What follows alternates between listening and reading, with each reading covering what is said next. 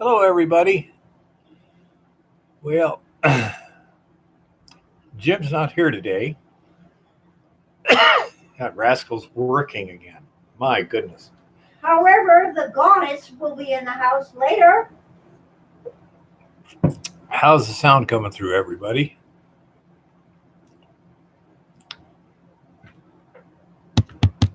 Hello? Anyone there?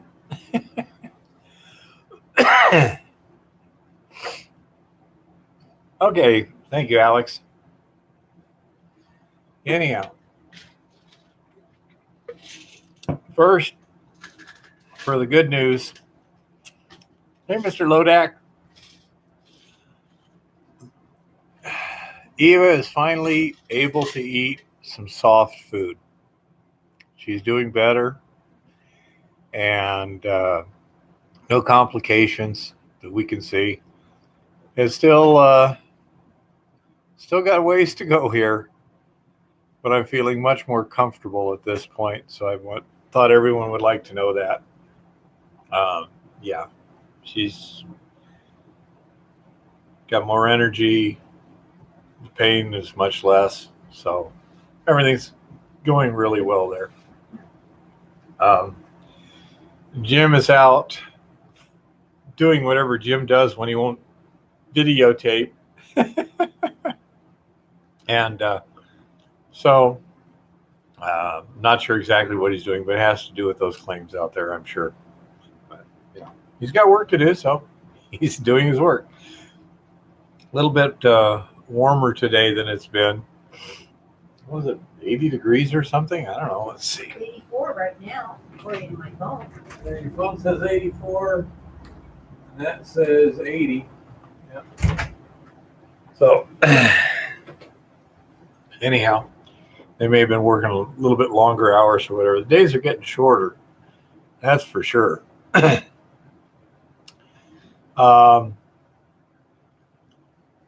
me get.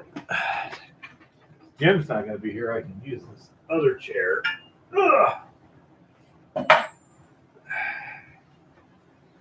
My goodness. I have a rotor again. Oh.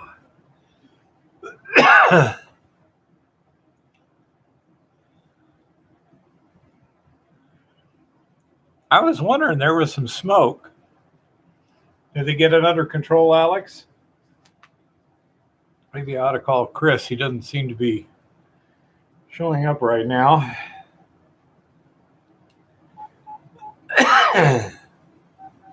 Oh, come on. Goodness.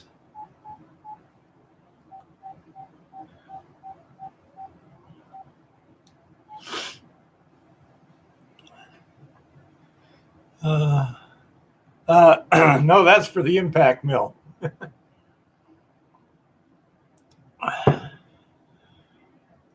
Hey, Chris, we're on. It's live stream time.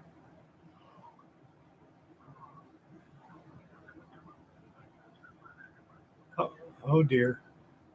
All righty. Take care. He's apparently taking a rest. He messed up his back a little bit again. Anyhow, no, that rotor there, the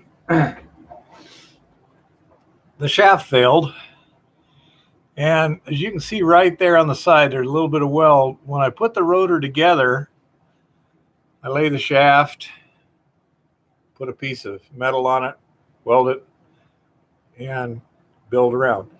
Notice how it looks almost like a star drill? To me, that's really indicative that the weld beads really messed with the metallurgy on the shaft and caused it to fail.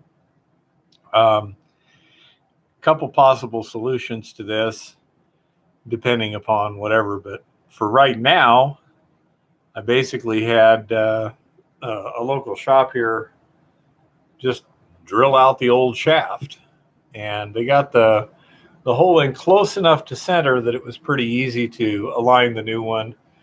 And then, oh my God, this thing's heavy. So I do is just slide it through and then weld that end right there. So all the bad metallurgy is right at the end. And I think it'll probably hold up well. If it doesn't, it's not a major problem. Hi, Douglas. If it does fail, then the shaft will just start spinning in the rotor. And it won't get cattywampus or get out of control. You'll just essentially lose power to the rotor.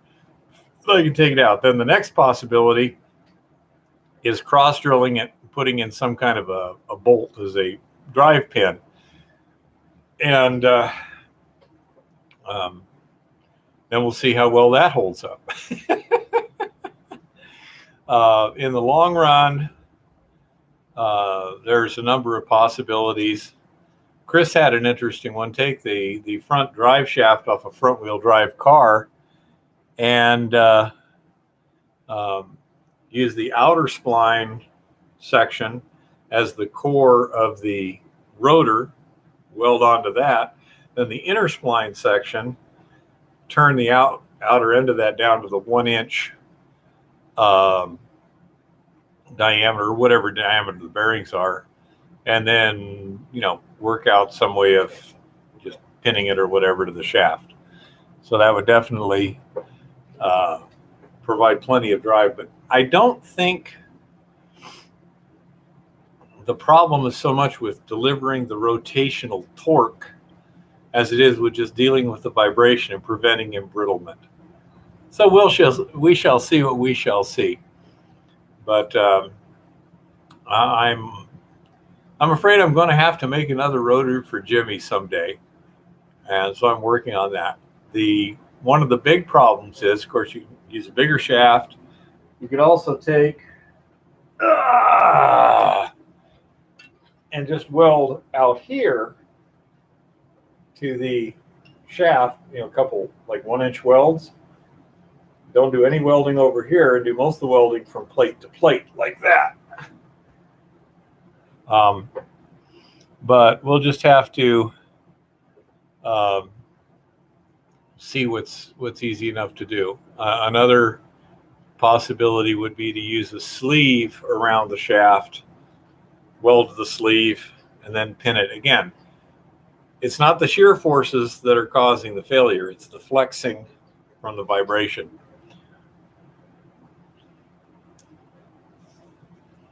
So you just ended up with a much bigger mill. Not exactly sure what that means, Chris. Could you explain in a little more detail?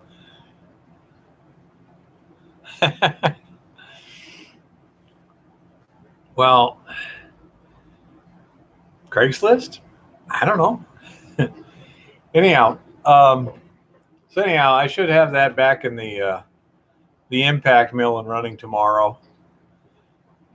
And the problem with everything, though, is Xioxio is if you change one part, you change a whole bunch of other parts. When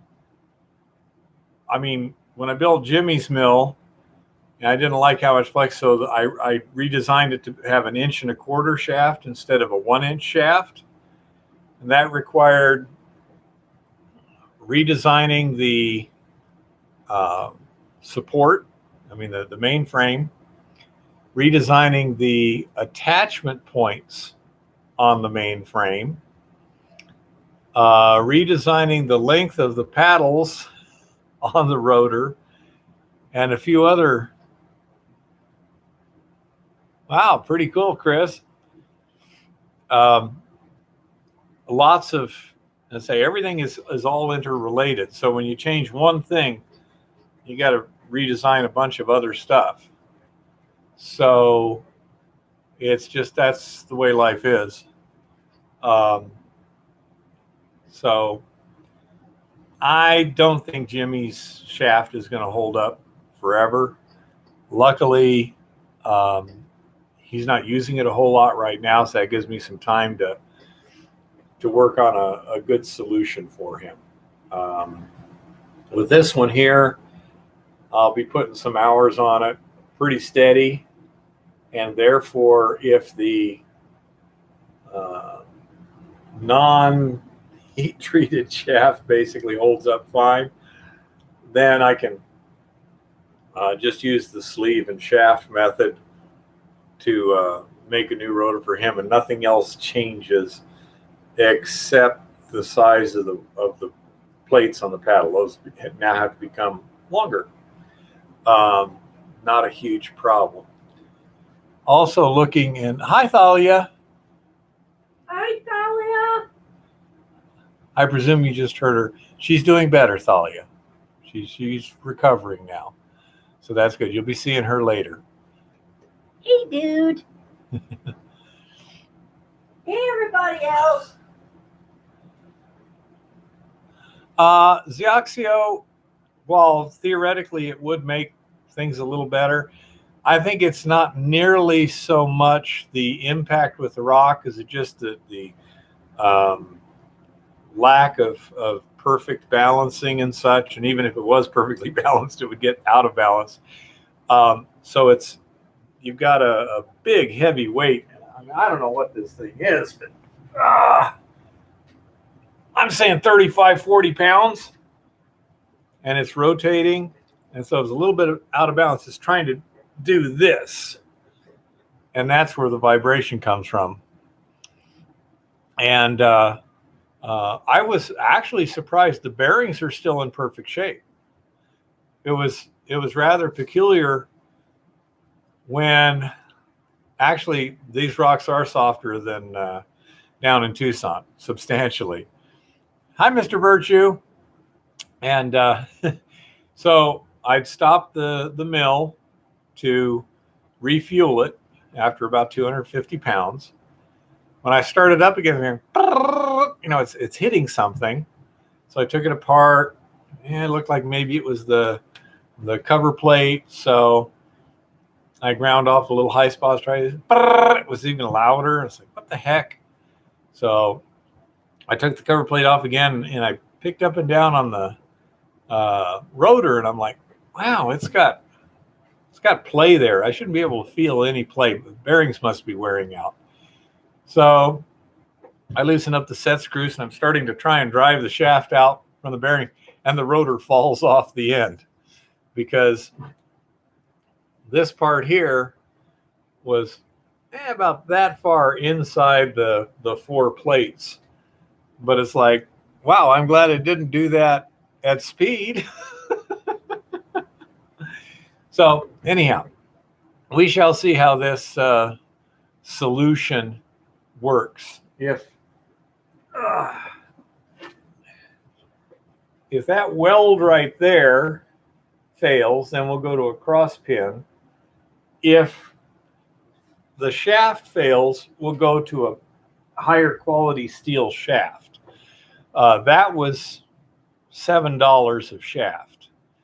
The higher quality would be $100 and several days because they'd have to machine it. It'll be a lot stronger though. So we'll see what the failure mode is now and go from there. But right now, I should be up and running tomorrow. So the plan is to get another 250 pounds in the tank and agitate.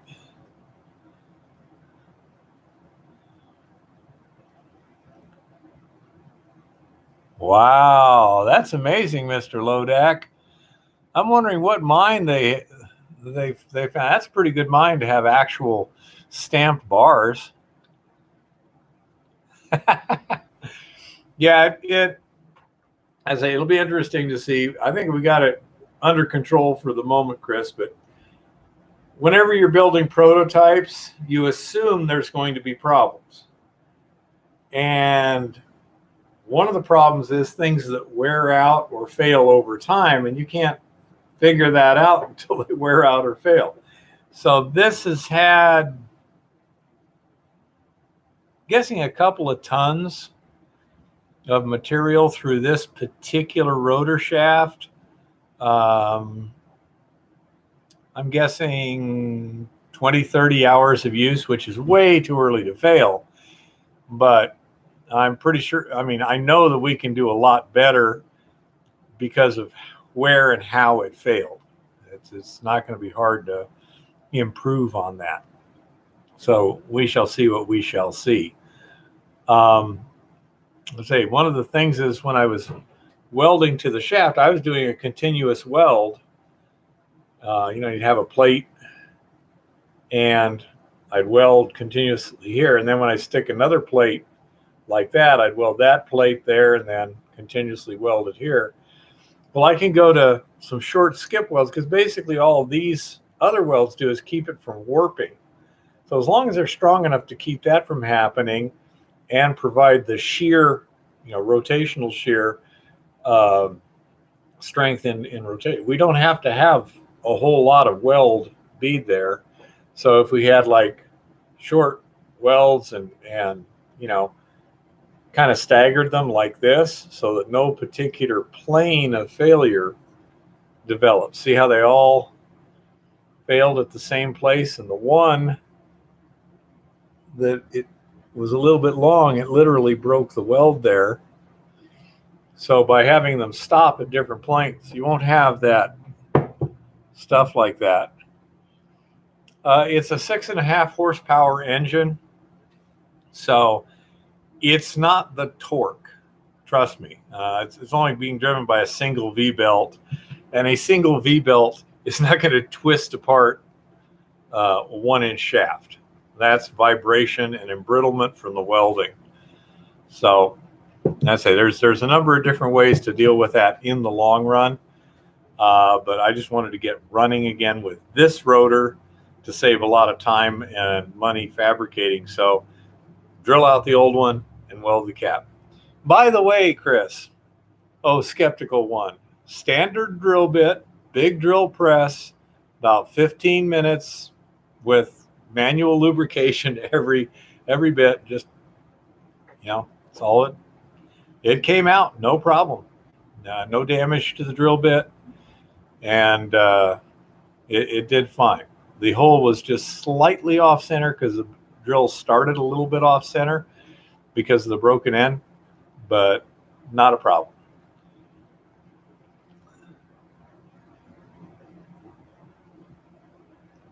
Exactly, Zeoxio. That's where the flex is going to be. Absolutely, Alex. But the reason it cracked there is right at the end of the welds. And when you weld, you melt the steel and then it cools very quickly because the heat is being sucked into the steel around it. So you're quenching it, which gives you an embrittlement. And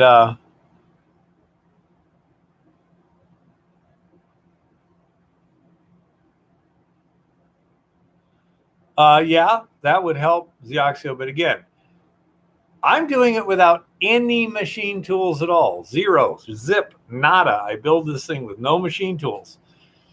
And so that, okay, all of a sudden now I need another $100, $200 process. Yeah, I prefer to avoid that if I can. Yeah, it could be a post-heating thing would be adequate for the metallurgy. But I say, try and keep it as simple as possible. If it's simple and it works, it's fine. This didn't work. So we'll see what happens. Hey, Wolfman, how's it going? So anyhow, we shall see what happens. That shaft that I had replaced there too, that's also standard mild steel, cold rolled, as opposed to like 4140. So that would have cost me essentially $100 in several days at a minimum. This way I get it working in one day. We'll see what happens. If it breaks, then we'll know we have to go to the 4140. I'm not sure what this is. This was shaft from Bearing Belt and Chain in Tucson. I didn't ask him what the alloy is, so I don't know. I presume it's a fairly standard shaft alloy, whatever that is.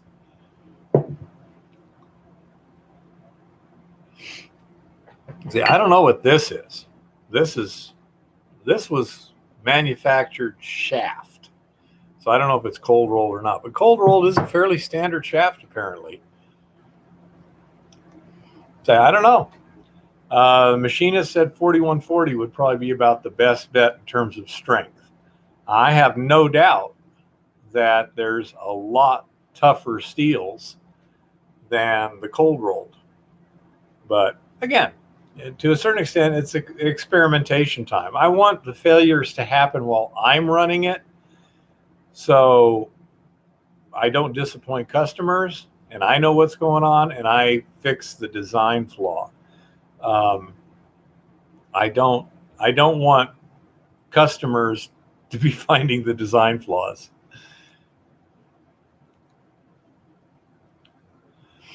Yeah, Zioxio, I said there's a lot of things can be done.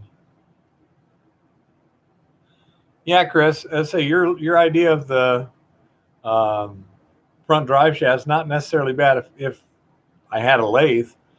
Yeah. Get it forged? Nah, not forged. Now, I say possibly heat treated, but forging again. You're now spending hundreds and hundreds of dollars for a process that you have to wait for or whatever. Whereas actually just something simple like going from a 1-inch shaft to 1.25 inches or 1.5 inches is much simpler, not terribly expensive, and it's very standard. So these are some of the various options, but run until it breaks, figure out what's wrong. I'm doing it. I'm taking my cue from Elon Musk. Come up with an idea, run until it breaks, make it better. You take every cue from Elon Musk. I don't think aluminum will handle it, Lars. Bear's got a crush on Elon. Bear's got a crush on Elon. Not really. Zioxio says, I can make one out of paper mache. That'd be an interesting idea. One thing I've wanted to do, but it takes so long to make one of these, it's a pain. If I ever get where I'm producing them routinely, I'd like to take one like this one here and set it up in an area where it's very safe to be there and hang a piece of like 1/2-inch bar stock directly above the grizzly where it'll slide through the grizzly and into the chamber. Crank that thing up, go to a safe distance and drop it and see what happens. First of all, prove that, the case can contain the destruction, and then also see what the hell else breaks. Because I have a feeling, from what experience I have now, the belt's going to slip, so the engine probably isn't going to die. And the case, especially if I have wear plates in it, it would tend to, I think, stay there. Whether or not any of the internal wear plates would shear the bolts holding them in place is a good question. But, whether the bearings would still be in one piece or whether they just fragment, I don't know. But it would be fun to do, wouldn't it? Get some high speed on it and the whole 9 yards, and then, and that would be kind of funny. But anyhow, yeah, I've always wanted to do that, but it's going to be a while before I have an extra crusher that I'm just ready to throw away if needed. Anyhow.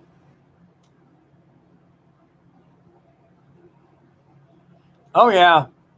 Yeah, the drive axles, they're pretty, because things wear on them that besides the splines. And you'd have to have some kind of good retention mechanism that wouldn't wear out in the abrasive environment. Something like, a pin, a shear pin. But I don't know. Yeah, exactly, Zioxio. You just have to redesign everything. And again, I tried a 1-inch shaft, not knowing it was enough, and it worked pretty good for quite a while. So, who knew? Now I do. Now I know I need to do something about that. That's called learning the hard way, but it will teach you. It would be nice if I knew enough about theory to design everything perfectly the first time. Nah, that's not me. Actually, you need to increase the paddle lengths, the Oxio, because the paddle goes from a certain point from the centered rotation, which doesn't change, to the far side of the shaft, which would go out. So if you were to increase the shaft size by a 1/4 of an inch, I think it'd have to be 1/8 of an inch longer, which isn't too bad in terms of that's within the tolerances. You could probably just, shorten them up by 1/8 on the long end and it would still work fine. And no, I've never used a plasma cutter on aluminum. But it works. And we'll figure things out. When they don't fail after months of operation, we'll figure that's pretty good. Yep. Yeah, the paddles. Well, here. Jesus. So you just lay them up against there and weld them in place. Now those diagonal braces there, those are because without them, the plates flex at the base weld. And the first time I tried running this design when it was a 4-inch wide, it failed in less than an hour. One of those paddles cracked along the base, and the centrifugal effect, twisted it like this as it, the crack opened up. And so it started rubbing on the case and just drug to a stop. Yeah, exactly, Chris. Oh, if you want to hear something about an old Volkswagen engine, Chris, I had a coworker once who had a friend, and the guy, I think we were fishing, but the guy says, whatever you do, don't take a Black Beauty if you don't have something to keep you busy for a while. Now, for those who don't know, a Black Beauty is methamphetamine in pill form. And anyhow, he said, so what happened was I took the pill and I got all excited. And so I decided to take the engine out of my Volkswagen and completely disassemble it and clean it and then reassemble it.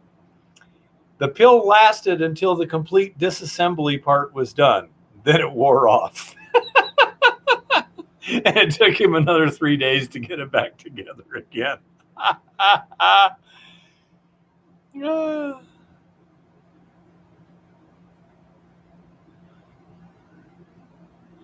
How big was the paddle wheel, Jeff?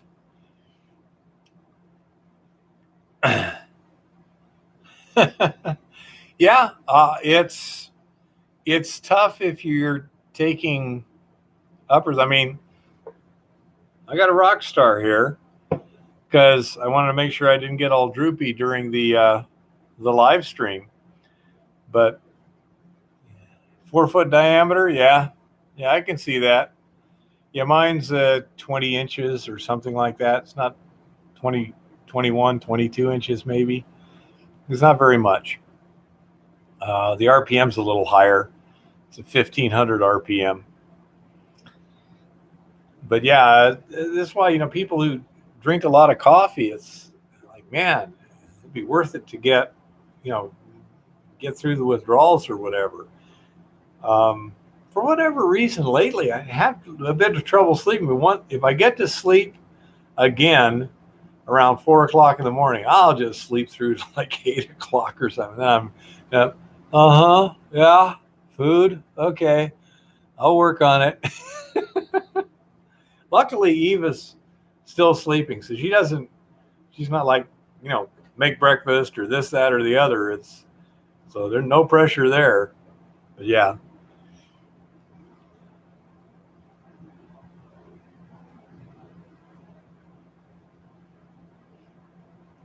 Yeah, I'm not sure if the copper rods are going to be that efficient. Do they conduct it to the sheet? You could probably use copper tubing and do just about as well. I don't know. Depends on what you got. Oh, anyhow, so that's the impact mill thing. It should be up and running. The agitation tank seemed to work reasonably well. I'm sure that if you were to be running the pump to start with and just be pouring material in there,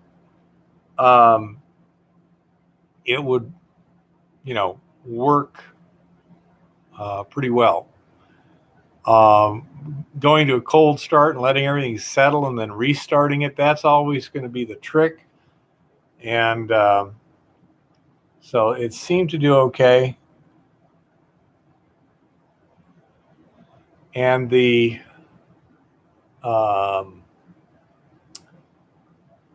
pump that I'm using, supposedly, now of course, how much can you trust a Harbor Freight spec?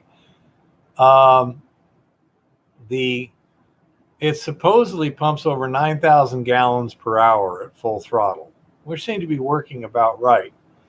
But trying to find an electric submersible pump that pumps 9,000 gallons per hour at a reasonable cost with 110 volts is pretty much impossible. However, you can buy these relatively inexpensive, like $60 1 horsepower submersible pumps, 1.5 inch out, rated at about 4,500 gallons per hour. So my idea is to increase the size of the standpipe by one side, going from 1.5 inches to 2, having a T at the top and then 2 hoses to 2 pumps. Now this does a couple things. First of all, it allows me to have that kind of volume relatively cheaply, but also by putting a check valve at one of the pumps, once it's moving, I can pretty much shut the other pump off. So like if I'm loading it, I can turn one pump on, let it run while I'm grinding up the ore and not worry about it. Then I can set the timers for the restart sequence when I'm gone.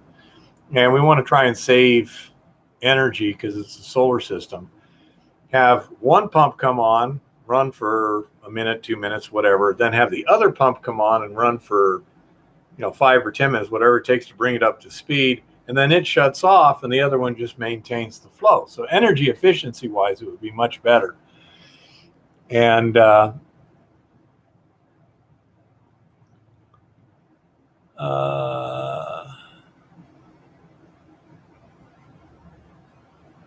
Mr. Virtue, got my rotor fixed.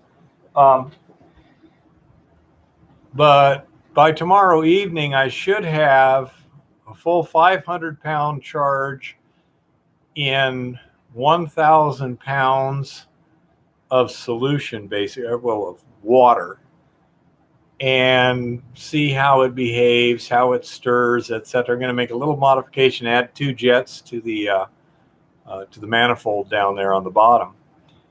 And if that works well, then I'm unfortunately going to have to pretty much just stop that for now until I get the new pumps in, because the aluminum housing on the current trash pump is not going to handle the hydroxide well. I don't want to, destroy a $250 trash pump. So I'll probably be going back to the cement mixer for about a week until the pumps show up.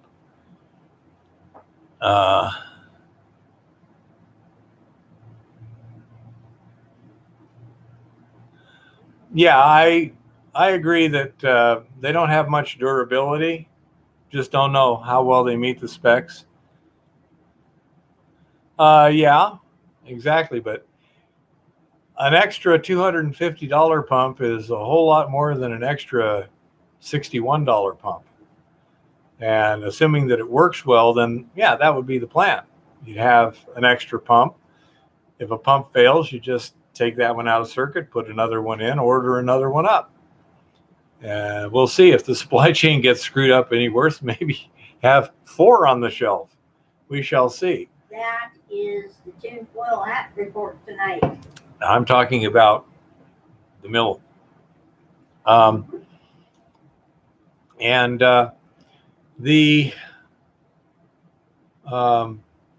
tote, the IBC looks to be able to handle 1,000 pounds of ore routinely. That's with a 2-to-1 slurry to ore ratio. Up till now, because of the extreme limitations of the cement mixer, I've been using a 1-to-1 ore to slurry rate or to liquid ratio, which decreases your recovery. Actually, it increases your recovery time. But I figured that's not going to be too much of a problem since it's going on a leach pad where it keeps leaching over time. But I figure with a 1,000-pound charge, if you're able to run it 24 hours a day, run the pumps 24 hours a day, then you should be able to, one tote do 1,000 pounds a day. What do you got smoking? You got some good stuff.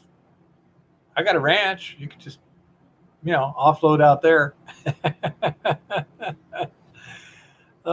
Anyhow, so that's the idea. Now, in terms of the resin testing, I haven't started that yet. First of all, I've been busy on this other stuff, but also to a certain extent, it's just a little bit of OCD, but I'd like to have some reasonably clear solution to test with. I've got 1, 2, 3, 4, about 5 buckets of solution right now, of which about 2 are pretty darn clear, and I'm trying to get the other 3 to clear up. We'll see what happens. Chris, if you're still watching, why would the material directly out of the cement mixer settle okay and give me some pretty clear solution, but when redone for a while, etc., no longer will settle? Any ideas? I did test pH, and the stuff that wasn't settling seemed to be below pH 9.5, and the stuff that was settling was above pH 10. So I added some lime, and that didn't seem to make it a big difference. So I added a little Eco Goldex, and saw that. I was thinking the same thing. It may be an air component in there. There may be some dissolved something from air, whether it's CO2 or oxygen or whatever. Have you tried a flocculant? Yes, I have. It doesn't seem to work too much. It doesn't filter worth a darn. I mean, I can filter a lot of the solids out, but I can't get it to a clear solution very easily at all. So that's kind of an interesting thing. Is that why does it flocculate when it comes directly out of the cement mixer, but not later? And I was thinking, dissolved gases might be a part of it. Use jet dry. Never thought of that.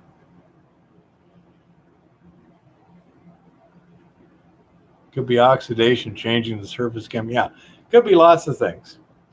But anyhow, I want to get my goal is about 4 buckets of pretty clean solution, and then I'll blend them to get a master sample that I can use for all the testing, and I can just do one analysis, and I'll know what the gold is in all those tests, what the starting is. It'll save a lot of money on sampling.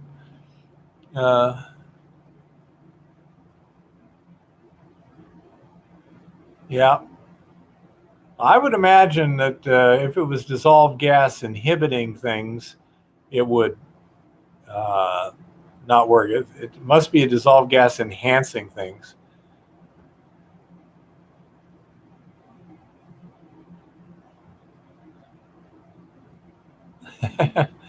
I don't know, Mr. Birch. Again, it's easy to test these things. You just take a sample, throw a little something in it, take a look at it in a couple hours.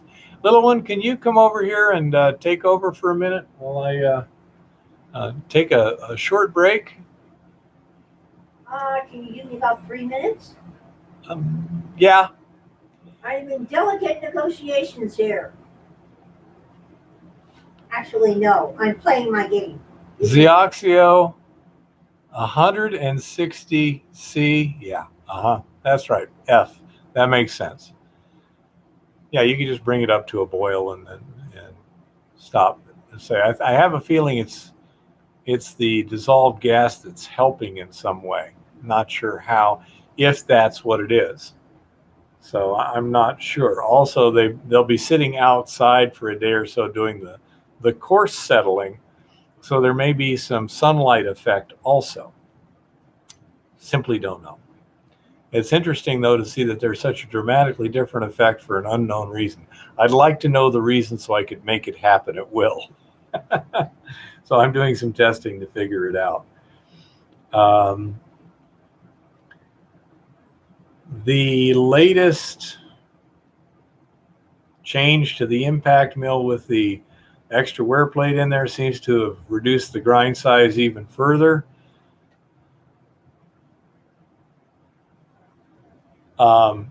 And so I'm not sure. One of the problems is I seem to be getting more slimes than I really like, but when I get a larger area to settle in and a lot more material to settle, it may get better, it may get worse. We'll see what happens. I've kind of rearranged stuff on the pad. If I just had more sand that I could expand my sand bed dramatically, that would be kind of nice. I'm having trouble getting enough sand to do that.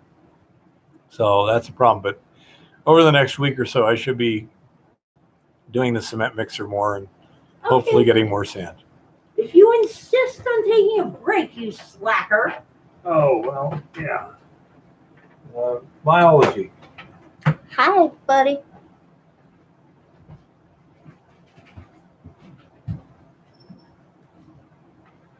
I got a package in the mail. This really cool book. I am reading it. It is really good so far. So, how is everyone? I'm not going to do tinfoil hat stuff right now. Note, absence of hat. Hi, everybody. Yeah, trouble's here for the moment, but no hat, so y'all is safe.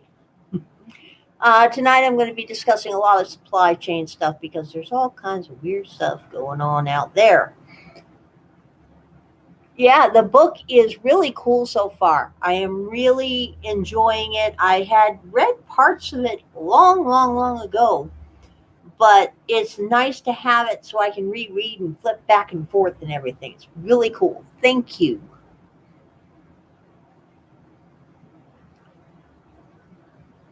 Jeff, I will ask him about that when he comes out of the commode area. No point in yelling, you know.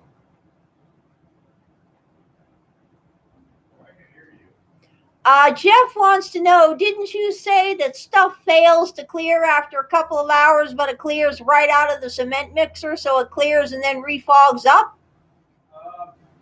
Essentially, if it clears up pretty well, and then I decant, and it makes it kind of murky again because I get some of the slimes in it when I'm decanting it.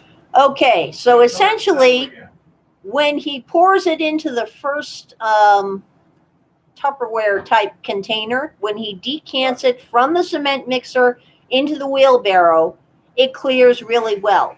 When he decants it from the wheelbarrow into the tub, on the other hand, a few of the slimes come with it, and then it just never clears up again. So that's what's up there. Accurate. Not quite accurate. He'll tell you he's back. See you later. Watch your toes. Ouch. Yeah, you need to watch the rotor. It's not going to move when you hit it with your toe. Well, it's your fault for putting a rotor in the middle of the road. Oh, okay. So I'll have the cement mixer running, dump it into the wheelbarrow, allow it to settle some. Then I'll decant the slimes, leaving sand in the wheelbarrow. And then in the little tote that I decant the slimes into, I let it settle for a longer period of time, and then go and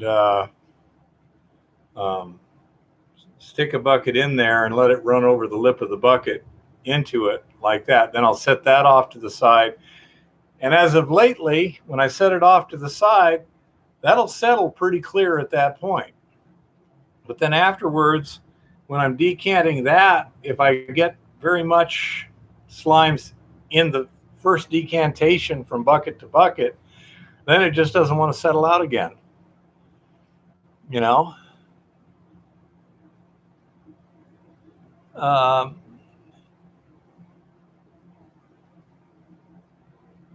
That's entirely possible, Trick. I'm not sure how much heat I'd need, or this or that or the other. Yeah. Yeah, I got one Zioxio that'll do 5-gallon buckets in a whack. Well, I guess you could use 2.5-gallon buckets. Yeah. Say, it works somehow initially. So I'm just trying to figure out what parameters can I do that at will. There must be a way, because it happens. You know, when you observe something that does happen, then as a general rule, there's some way to make it happen on demand, you know? So that is a question I'm trying to figure out at the current time. It's kind of frustrating that I won't be able to run the big batch until about a week from Saturdays, when the pumps are supposed to be here, something like that.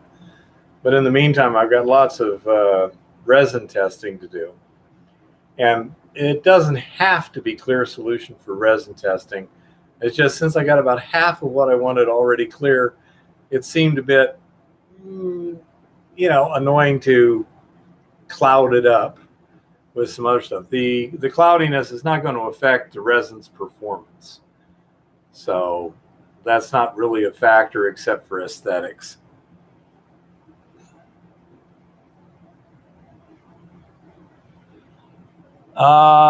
What's the throughput on that, Smoking? We've got a big jaw crusher. It's like about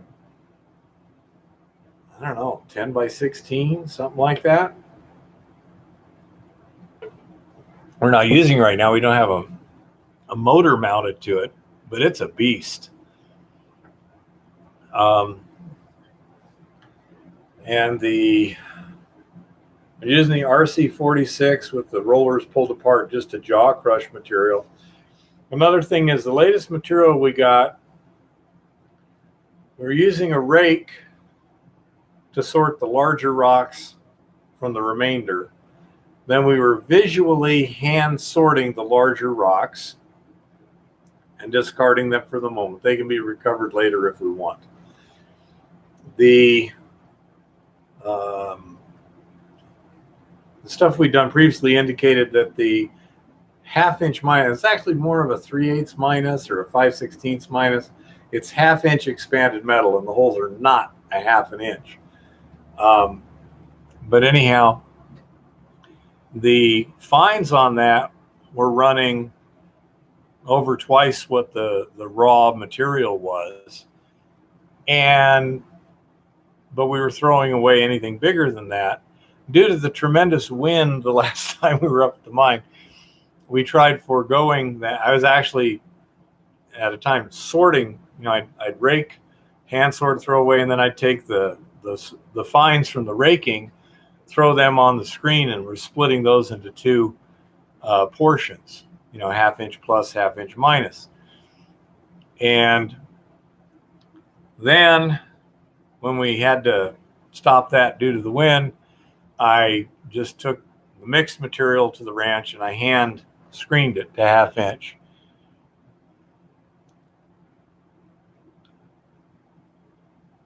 That could be it, Jeff. I may just need to agitate the bejesus out of it, blend some gas in there.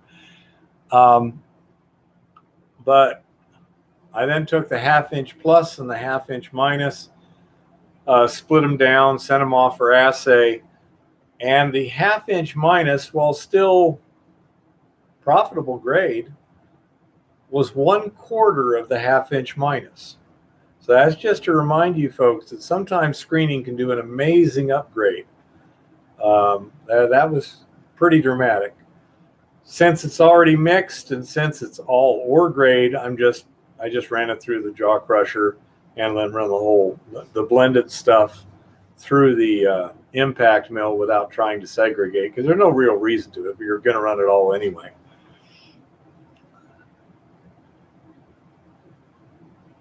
Okay, thank you, Smoking.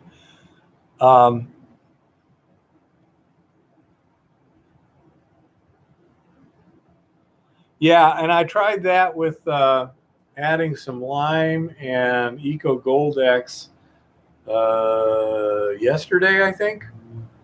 And so when I go back there tomorrow, I'll have an idea, see if that did it.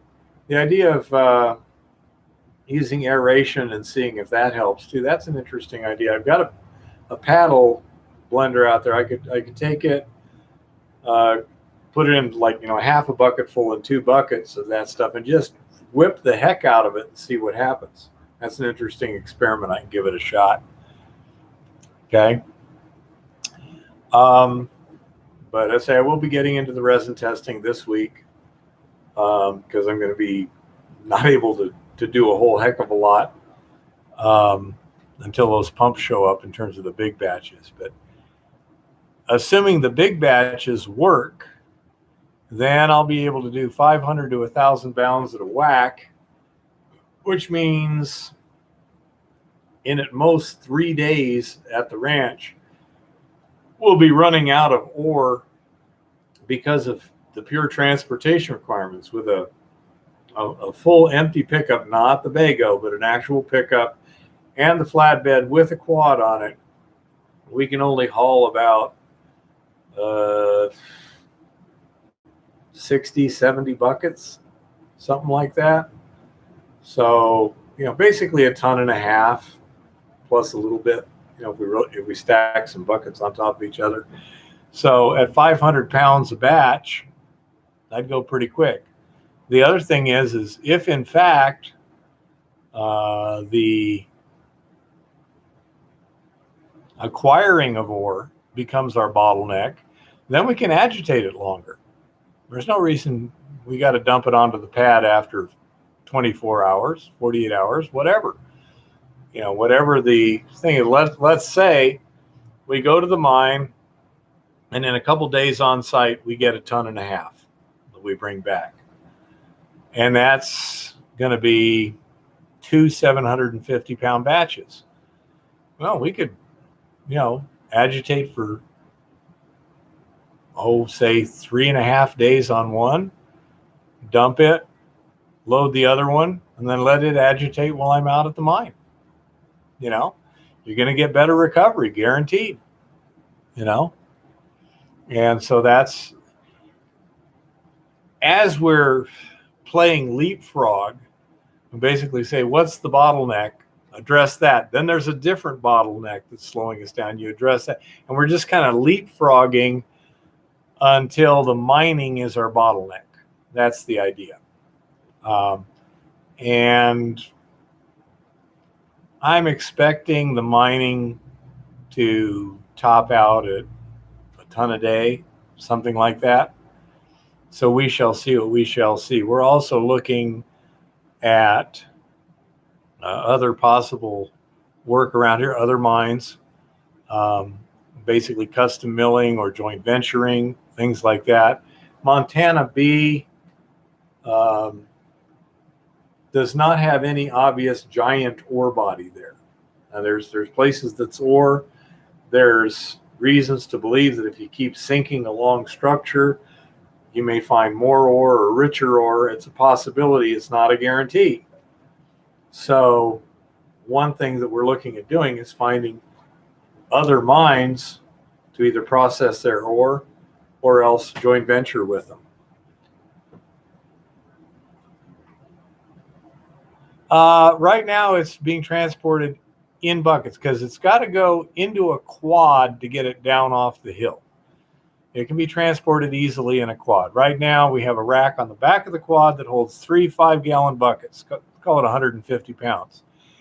If we added another rack to the front, we could haul at least that much more. The problem is, if you try and put more on the back of the quad, you can no longer steer. There's not enough weight on the steering wheels, you know.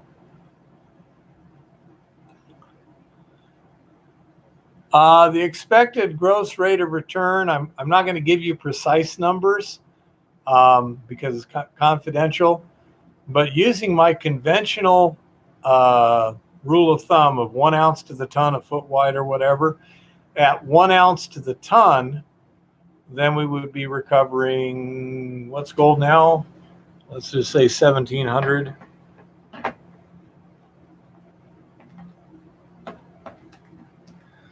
Gross of about $2,500 in gold. Let's see. What would the rate say? 5 times 1/5. Call it about $750 labor.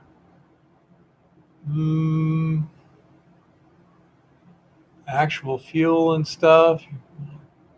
Probably looking at another $100 or $200 a ton. So if we call it $250 and call it $1,000 in cost to recover $2,500 in gold, roughly. So that's one of the things. I mean, you know, if it's a micro scale, you want to have it pretty profitable.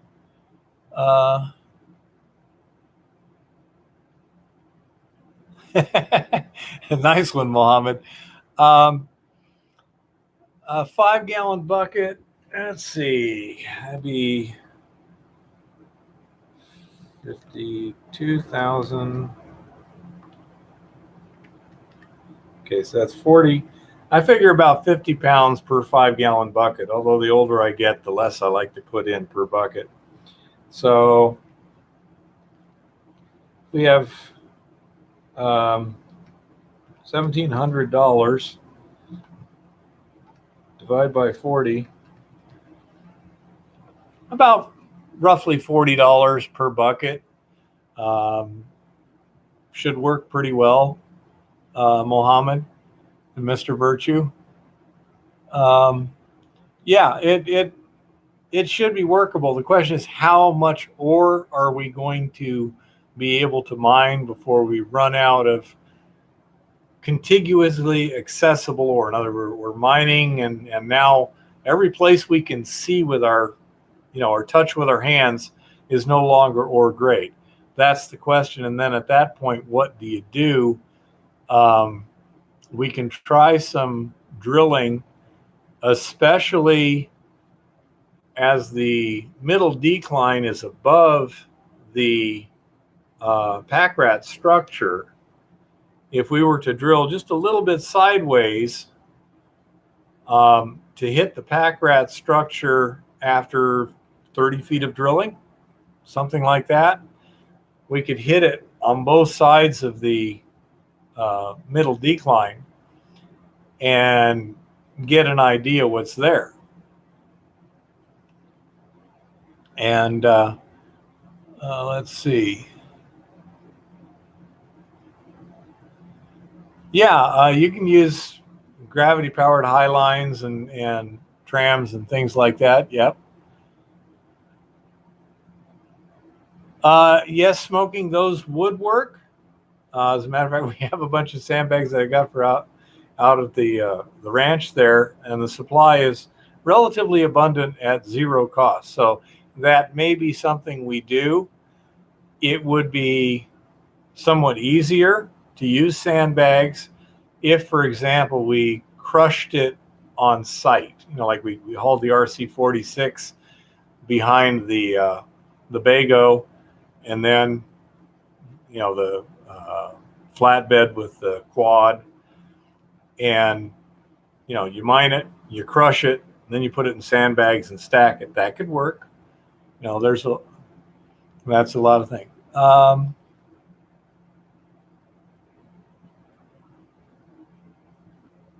Yep, that's about the right ratio, Jeff. I agree. What is the sand for? We use the sandbags for weighting down the cover tarp over the tailings pad. And right now, since I haven't got any more, last summer we crushed a lot of rock for sampling that came out to be crap. So all that stuff was easily used to fill sandbags. Now we've run out of that, freed up all the buckets, and I'm actually just digging a little dirt to fill up sandbags now. Yeah, that sounds reasonably well smoking. But the sandbags were for some other. Originally, someone got them for flood control. Their property was in danger of being flooded, and so they got like 400 sandbags, of which I can get whatever I want for free. So that works out quite well when I need sandbags. Say we may go to sandbags for hauling the ore. It's a possibility. Don't know. It's kind of hard to handle it bulk coming down off the hill, because then you're going to have to load the bulk into something else, which, it's easier if you put it in buckets, then you just take the buckets and stack them. You can move it real quick that way. How about a highline downhill? Even then, you still have to have it in buckets or whatever. But yeah, in this case, in Montana B, the high line will get us to the road, which is only 80 feet away, the little dozer road there, which is where the quad can get. To get down to where a truck could get, you're looking at like 300, 400 feet of high line. Some fines would fall through the cloth. Absolutely.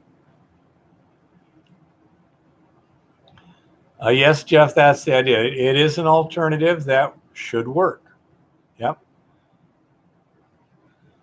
The RC46 jaw over rolls crusher, I have a little bit of a hopper that'll take a full bucket of ore at once and then run it in, like 3 to 5 minutes. In terms of the impact mill, it uses a bucket. You just about half full. You put the bucket on the support there, and the vibration of the crusher vibrates the ore in and feeds it that way. Hand feeding is very inefficient use of labor, in my opinion. I've got a really nice Audit vibratory feeder with hoppers sitting over there in Tucson, but it's not here, and it ain't going to get here cheap. So may go down there sometime this winter, depending upon the situation. And because I know that Tom is wanting me to, go through all the stuff in the house and say what can be thrown away, what can be sold, what needs to be kept for when he wants to move. He eventually wants to move out to his own property.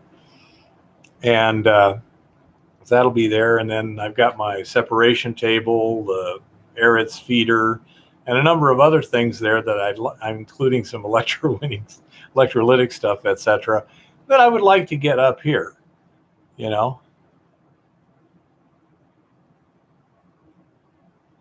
Yeah, a laboratory crusher would rarely have any kind of feeding mechanism on it, just because it's, so small and you're doing batch and you got to keep everything clean. But a production crusher, you'd rarely see where it didn't have some kind of feeder. Even if it's just a jaw crusher with a hopper where it's choke fed. And the plus to that is it's very simple. The negative is if the jaw crusher jams, getting it cleared is a lot harder. As far as I know, the cats are doing fine, Argonaut. Tom takes good care of them. And Ryan is there too. So I miss my cats. yeah. So anyhow, so there's a number of things down there that we have left behind now. Philosophical point, anything that you can't leave behind is just an anchor and a restriction. I spent a month and a half building the bed that we have down there. It's a very nice bed. I mean, it's just made from Home Depot wood, but I sanded it and finished it to the point where it's just perfectly mirror smooth and stuff. And it's very pretty, and I hate leaving that, but I really don't see it, being that practical to move. Zioxio says he misses the cats being in the background of the videos. Yeah, we'll have to find a different place to live before we can move cats in with us up here. Yeah, Jeff, I understand exactly what you're saying.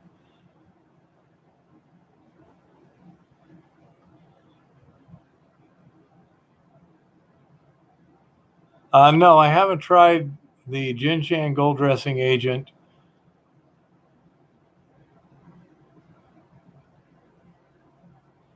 That's pretty good recover there.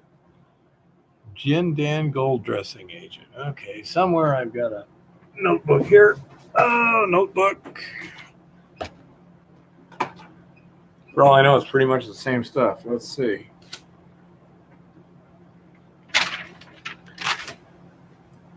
Jindan gold dressing agent. Yeah, it's pretty clear at this point that the whole thio leaching chemistry is coming of age here, and everyone's trying to get in on it, so we should be good.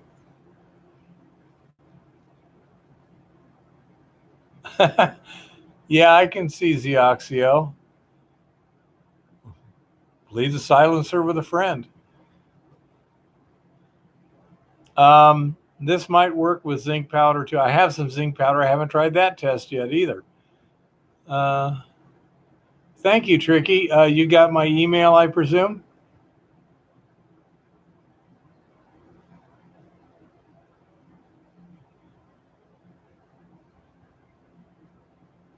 It does both smoking.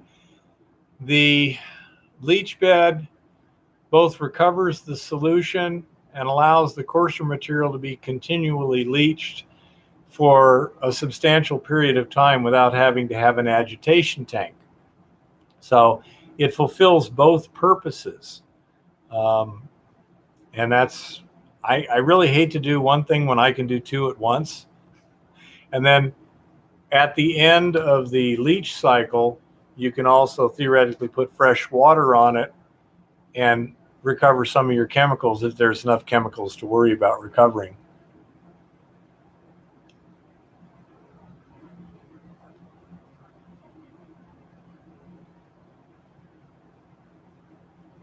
Well, Zioxio, you might want to consider selling it. I don't know. Silencers don't silence anything. They just reduce the report. So how much benefit does that give you versus, the mobility to go different places? And that's, a lot of stuff you're giving up just for a silencer. They make earmuffs that are electronic that will not only protect your hearing, but actually enhance your hearing when the ambient sound is below a certain level. So for hunting, I think that would be a really good idea. I agree. It's a lot better, but there's other ways to do it. I've never used silencers. I've rarely used earplugs, and my hearing is still reasonable. You can't shoulder a stock with those muffs. Well, what you do, you ready? May sound funny. One of them, you just have a little cushion pad. The other one, you have the muff. Put an earplug in this one.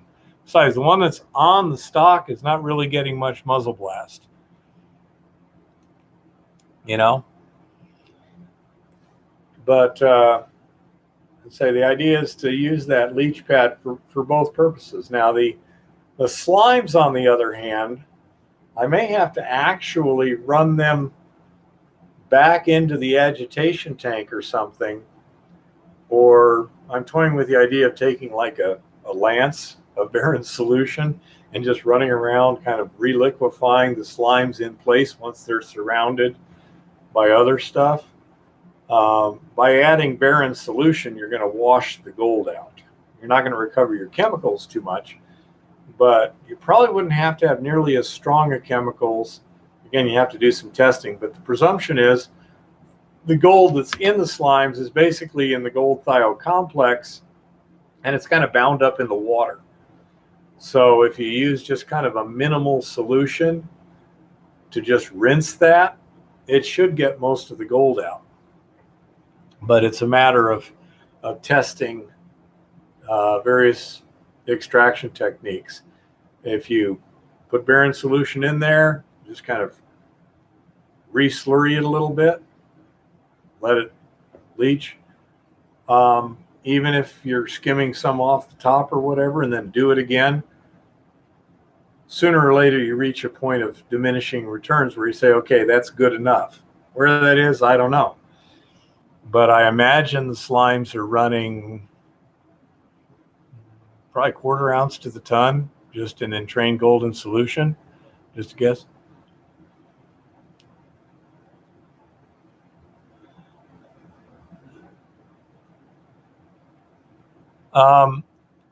Jeff, I've never been that obliterated before, but I do have a friend who used to say he's one of the few people who've been shot by an M1 tank and survived. He wasn't shot by it. They were on a firing range, and he heard the tank crew calling out the commands to load and fire. Went around the revetment to stop them, and he said just as he came around the berm and was looking down the barrel of the M1, the tank commander yelled fire. So he just went like this and ducked, and dropped to the ground. And they found him unconscious, not breathing, with all the hair singed off his body. And he did have permanent hearing damage after that. But yeah, I agree that earplugs are a good thing, but they're not essential. People forget. People have lived for many, many years without earplugs and dust masks and things like that in the past. And yeah, it has a deleterious effect, but it's not exactly instantly fatal either. Smoking. Good question. I finally tore apart the electrolytic cell that's been sitting there for the last several weeks doing its thing. And I'm digesting I've already digested the steel wool and nitric acid, and it's currently filtering rather slowly. Once it's filtered, then I can see whether it looks like I may have something I can actually furnace. Exactly, Chris. On the other hand, I've got some zinc powder, which I'm thinking of running a little test too. And then I've got all the resin testing to do. So with luck, about a week. With the usual luck, 2 or 3 weeks. And so we'll see. But even once I figure out what resin to put it into and how to do it, what the contact time is, what the loading factor is, then I still have to get it back out. And I need to discuss a lot of details with Chris on that. Absolutely, Argonaut. I would test it first. Chris sent me some stuff where I can theoretically do some rough tests on gold content just out at the lab for pennies a shot, and it should be able to tell me that answer that you're looking at there, is it worth processing? I would think that would be easily within the range of its usefulness. But again, I haven't gotten to that either yet because I've been busy on things. But I say the whole concept of the precipitation kind of presupposes clean solution and good filtration of the subsequent solution after you've put the zinc in it. So we'll see what happens. I may also try like a granular zinc just to make it easier to filter afterwards. But again, I'll talk to Chris later this week about how to pre-treat the resins. Now, this is a good question. We have 4 different resins he sent me samples of, and there's a number of questions involved in the resin. One thing is the loading factor, and that is how much gold per pound of resin will it hold at a reasonable solution concentration in contact with it. In other words, if you run 1,000 ounces per ton in solution, you might get a heck of a good loading factor, but at say a half an ounce to the ton, quarter ounce to the ton, 1/10 of an ounce to the ton, it's not going to be as good due to the equilibrium reactions. But you need to find out how much resin you're going to need to collect how much gold. Very important. If you don't have enough resin, you're not going to collect it. The other question is what is your contact time? How long does the solution have to be in contact with the resin to extract the gold into the resin? And these are very important because that allows you to design your resin adsorption system in terms of how much resin you have and how fast you put the solution through it to get the gold out of it.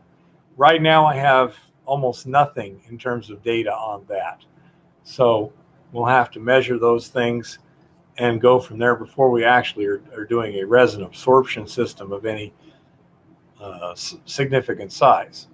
We'll also have to test the desorption system in terms of how do I get the gold back out of the resin and into something I can electroplate it or precipitate it, either way. But say a lot of things to be tested here, and Chris has a lot more knowledge of the basic methodology of the resins than I do.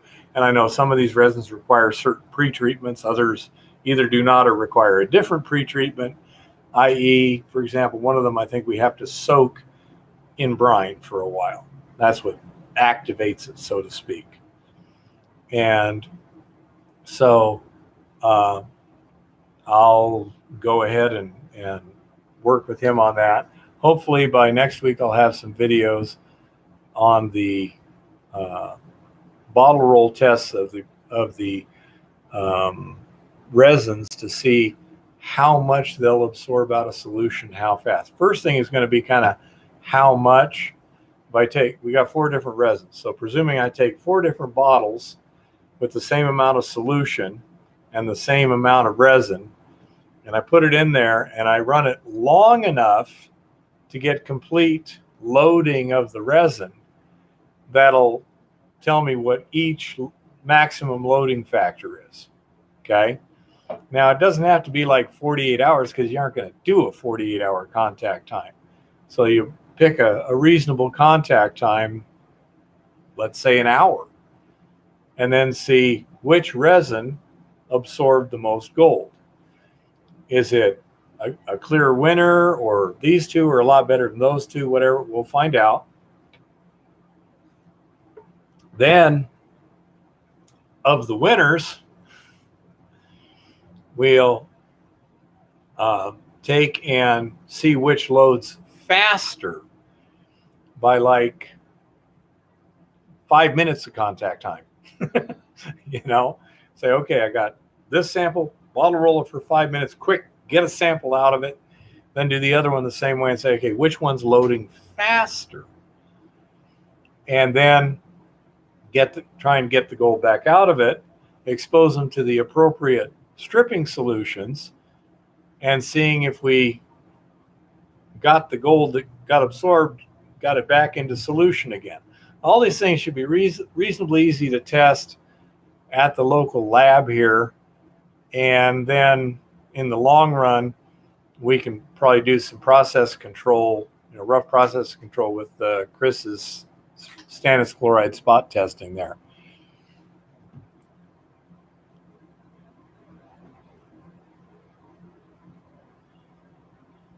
Smoking, basically correct. The leach pit liquid goes through resin. Okay, then the resin is taken out of that adsorption circuit into a desorption circuit where the resin gives up its gold again into a solution, much higher concentration, and the chemistry of which is designed to allow easy it's not actually electrolysis, electroplating. Okay. And then the leaching solution, the leach solution from the pit, once it goes through the resin, goes back to the next batch of ore, so to speak. And as you add whatever makeup chemicals you need to bring it back to strength and recycle it that way. I'll have to read the instructions on that, Chris. I haven't even gotten to that. The whole box is sitting right there from last week. But as I say, that's the leach solution is reused. And the stripping solution is probably reused. I haven't seen the exact chemistry yet, so I don't know. But the leach solution is definitely designed to be reused. You would figure out how much more Eco Goldex, how much more lime you need to add for the next batch of ore, and then go from there. Also, and I know it may annoy Chris's sensibilities here, but I'm also, for the large batch testing, using volumetric measurements of reagents instead of weight, because it's so much easier to do. For a 500-pound batch, we need so many cups of Eco Goldex and so many cups of lime, because that's dink dink. Measuring takes a lot more time, it's a lot harder.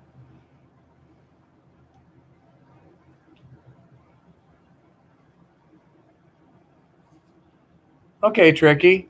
Yeah, I say I may use the zinc. There's some chemical reasons why this particular leach isn't that necessarily great to use zinc as your primary extraction, but we'll go from there. Yeah, Chris, I calibrated it first. Plus, the other thing is let's assume it's 6 grams per tablespoon. I don't know what it is right now. I've got it written down, but not here. But, you put your materials in and then measure your strengths and say, aha, this is what I need here. With the Eco Goldex, it was pretty much this much weight of Eco Goldex for this much volume of ore. With the lime, it was, okay, I put this much in. Now what's the pH after agitation? Put a little more in. What's the pH after agitation? And so that's the sort of thing that makes it a lot easier to take the theory and turn it into easy practice, so that anyone can be trained very quickly. Okay, you crush this much ore, you put in this much solution, this much water, you add this much chemicals, you stir it up for a day, put it on your leach pad. Same thing with your adsorption circuit. You've already decided. Here's your resin column. You have 4 resin columns in series, 1, 2, 3, 4. You run the pump at this velocity through that, and after so many days or so many tons of ore or whatever, you pull column 1, move everything up, and put a fresh column in the column 4 slot. So that it's all pretty much plug and play. Think of it as like you don't have to be a mechanic to operate an automobile. It helps, but you don't have to be a mechanic. Likewise, you don't have to be an automotive engineer to be a mechanic. But in the long run, you need automotive engineers to design and build the cars so the mechanics can fix the cars so that we can drive the cars. Same thing. I'm kind of in the mechanic range here. Chris is more in the engineer range a bit. He's a little more on the theory end to help me out there. But once it's all done, we just want to have something where any reasonably intelligent, reasonably competent, reasonably trustworthy person can be taught how to do this with the instruction manual in a day. It's like, here's the manual. Come here and I'll show you it. I'll do it. Watch. And then it's like, okay, now you do it. Okay, no problem. And yeah, that's correct, Chris. pH 10 to 10.5 is where I'm trying to keep it.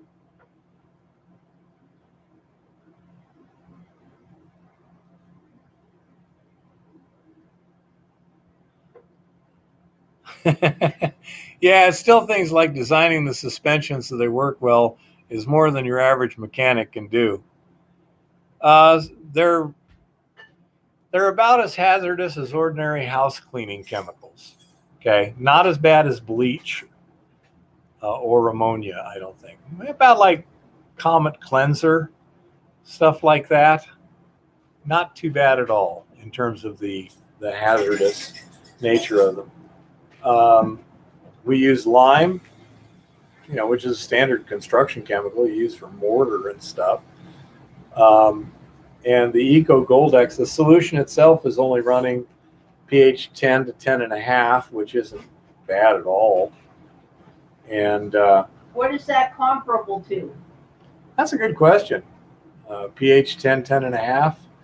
I think limestone has about a pH of 9.5 to 10. If you run water through limestone, like you go into a cave and there's water sitting there, I think it's running about pH 9.5, but I'm not sure.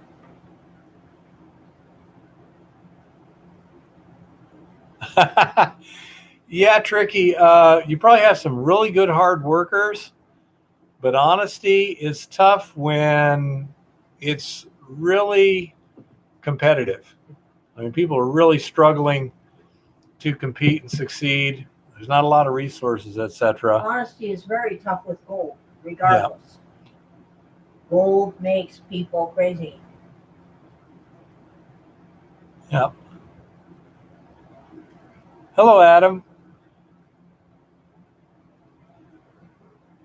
No, I don't know much about crystal lattices, Adam.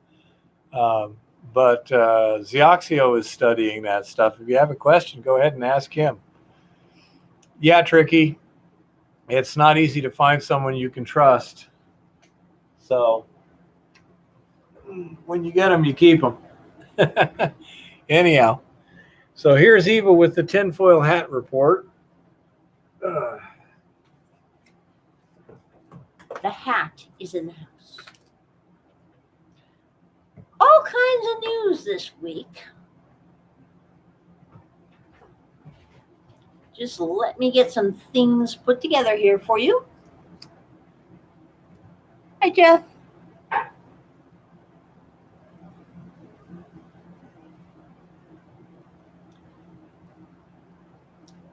So,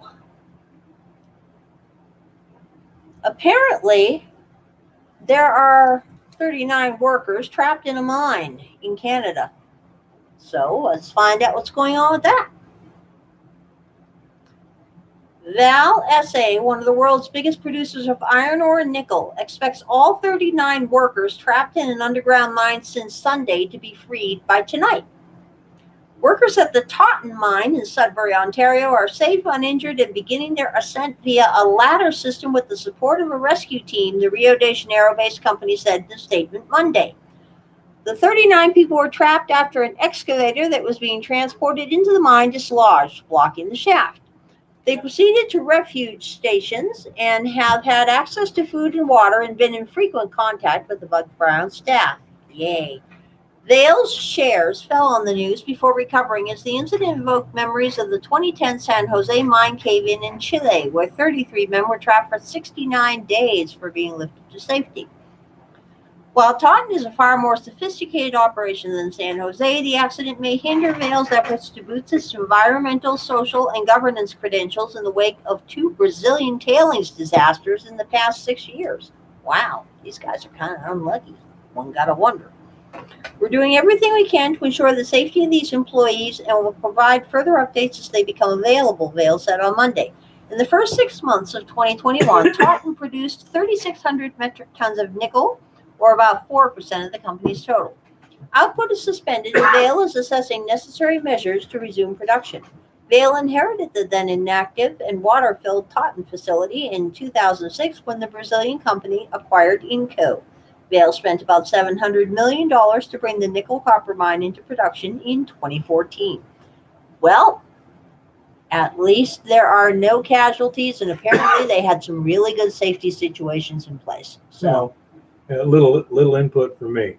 The underground mine I worked at, they had ventilation raises to suck air out of the mine, and one of them you can literally unbolt the fan at the top, move it out of the way, and there is a ladder way in there to get out. I mean, we're talking a 4-foot diameter hole. I am trying to picture the size of this mine since they said that an excavator got dislodged and fell and blocked a shaft. They were probably talking an underground loader. Yeah, that's what I'm wondering here. Yeah, we could have had the same thing happen to us. Is what's going on with that. But that is the only thing mining-wise this week, folks, because all kinds of crazy things are going on with our supply chain again, as if this was anything new, different, and exciting, but it is getting quite interesting. The backlog of container and cargo ships outside of western ports along California is still averaging between 60 and 80 ships just lingering out there in the ocean with stuff rotting on them and turning to dust. And that is happening because, of course, of the trucker shortage, amongst other things. There is an employee shortage at the piers. There is a trucker shortage to get things out of the containers. And at the moment, companies are now paying a premium of up to $20,000 on the other side of the chain to get their goods moved up in the queue to get into a container to get here, because all the containers are still here. They're not there, which is pretty disturbing. But it's not the entire story when it comes to pretty disturbing. Some of you may have noticed in various parts of the world, Nevada and some here in Montana, a few people have reported in from Utah and the Midwest, and a lot of people are reporting in from California on Reddit, trucks just kind of sitting on the side of the road. And trucks just kind of sitting at repair facilities, and trucks just kind of not on the road the way they used to be. The ratio of trucks to passenger cars on the road right now is just about at an all-time low. And one of the reasons for that came out this week and was studiously ignored by the mainstream media and the minions of Lord Malarkey, and of course, Lord Malarkey himself. Okay. So we're going to read about this here. There is a diesel exhaust fuel sensor. Now, as I understand it, this thing is mostly a California thing, but elsewhere too. California is the real problem here for at least the trucks that are trying to get stuff out of those ports and to the rest of the country. Okay? So California is pretty much the problem. Diesel exhaust fluid sensor failures sideline thousands of trucks. Ongoing shortages of replacement parts for failed diesel exhaust fluid quality sensors are believed to be causing thousands of trucks nationwide to be disabled in part. The sensors, which measure the quality and level of diesel exhaust fluid in the tank, normally retail for roughly $300, but due to global computer chip shortages causing a backlog of the parts being offered for sale, in some cases on digital retail sites such as eBay, for as much as $7,000, according to industry technicians. It's part of the global chip shortage, Paul Enos, CEO of Nevada Trucking Association, told Transport Topics. We're seeing trucks parked throughout the country. Just here in Nevada, 300 trucks are parked waiting for quality level sensors. Enos says there is a fail-safe that's built into the selective catalytic reduction system of 2010 and newer trucks. If it senses too much nitrogen oxide, it will derate the engine. Enos, chairman-elect of American Trucker Association's Trucking Association Executives Council, and others say a software fix could at least temporarily get the sideline trucks moving. However, that will require approval of a new software code by the U.S. Environmental Protection Agency. Absent that, running a truck with a defective sensor would not only cause its speed to drastically decline, but would currently violate federal emissions regulations. The interruption of the DEF quality sensor supply came about suddenly, but heavy-duty engine manufacturers have reacted with urgency to propose a software calibration to EPA and the California Air Resources Board to address customers who have experienced a sensor failure, said Steve Berry, technical staff advisor with Truck and Engine Manufacturing Association. Getting commercial trucks back on the road to support the movement of goods and ensuring new trucks can be delivered without delay is critically important. EMA and the OEMs are continuing to work with regulatory agencies to finalize the technical solution and get it out in the field. Berry said the software solution could be available in some cases in as little as 1 to 2 weeks, but will likely vary from manufacturer to manufacturer. Berry agreed the problem was created by computer chip shortages. Marty Makrichian, a service manager at Peterbilt Truck Parts and Equipment in Sparks, Nevada, said a software fix would act as a sensor to monitor the quality and level of DEF in a truck's tanks, as well as permit a truck to move again. I don't necessarily think this is a maintenance problem, Makrichian told TT. I think OEMs are trying to figure out exactly what's causing these things to fail. One of the theories Peterbilt believes is causing the problem is excessive heat. Makrichian said his dealership has very, very few of the replacement sensors available. There are so many trucks that have the sensor failures, dealers are unable to meet the demand. I can place an order for every sensor that's available every single day, and we have no idea when it will show up. Usually we get them one at a time. I'm hearing it's a multiple state problem, said Mike Tinnell, ATA's California-based environmental researcher. Every state association I've talked to in the last few weeks has mentioned the issue. When the sensor goes out, they need a replacement, and the part is not available. The longer this goes on, the more trucks will likely have this issue. There's definitely an urgency to this issue.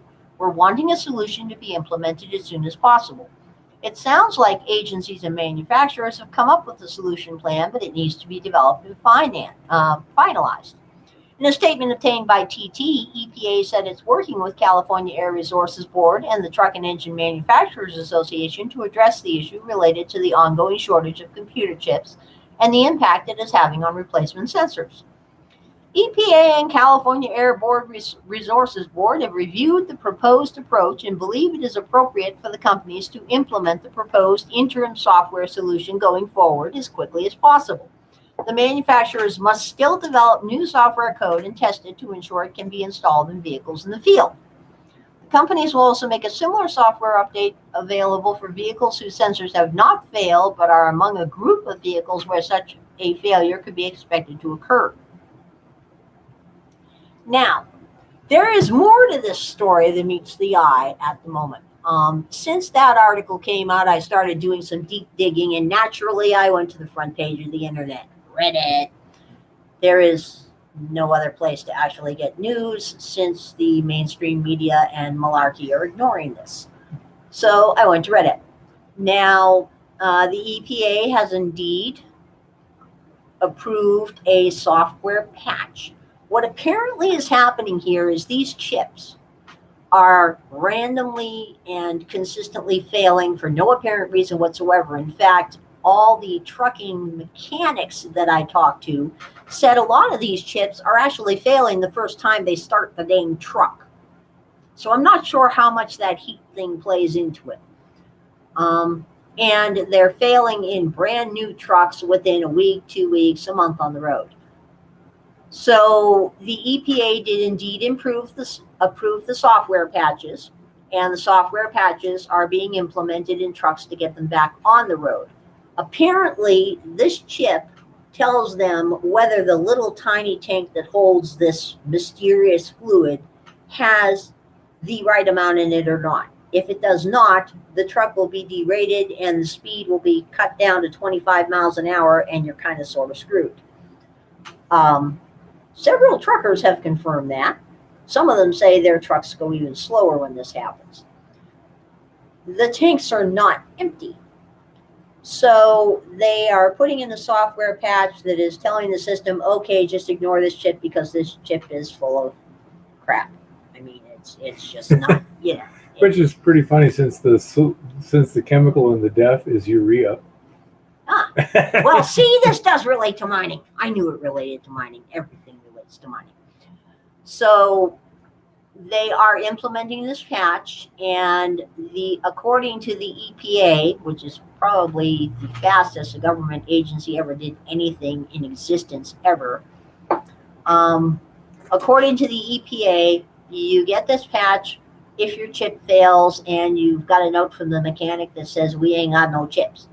You can run on that patch until chips appear out of the blue.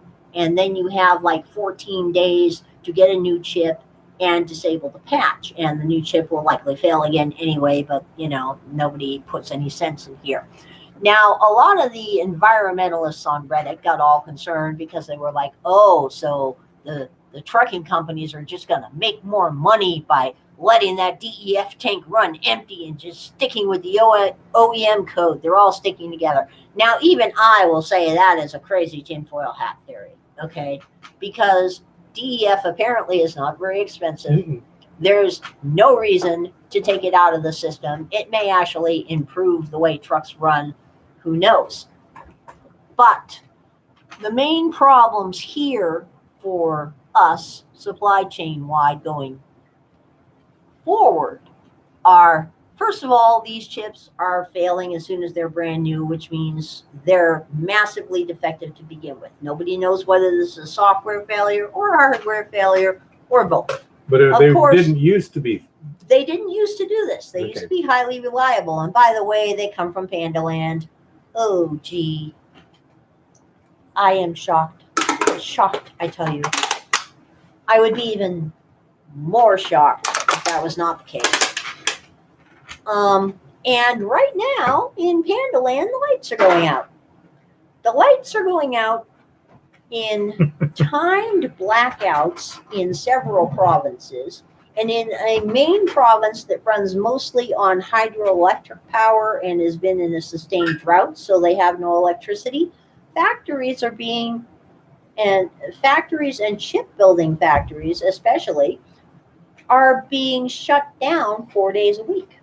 Their production has been cut more than in half in the past 2 weeks, and it's estimated this will be going on for months. And it's not just chips, people.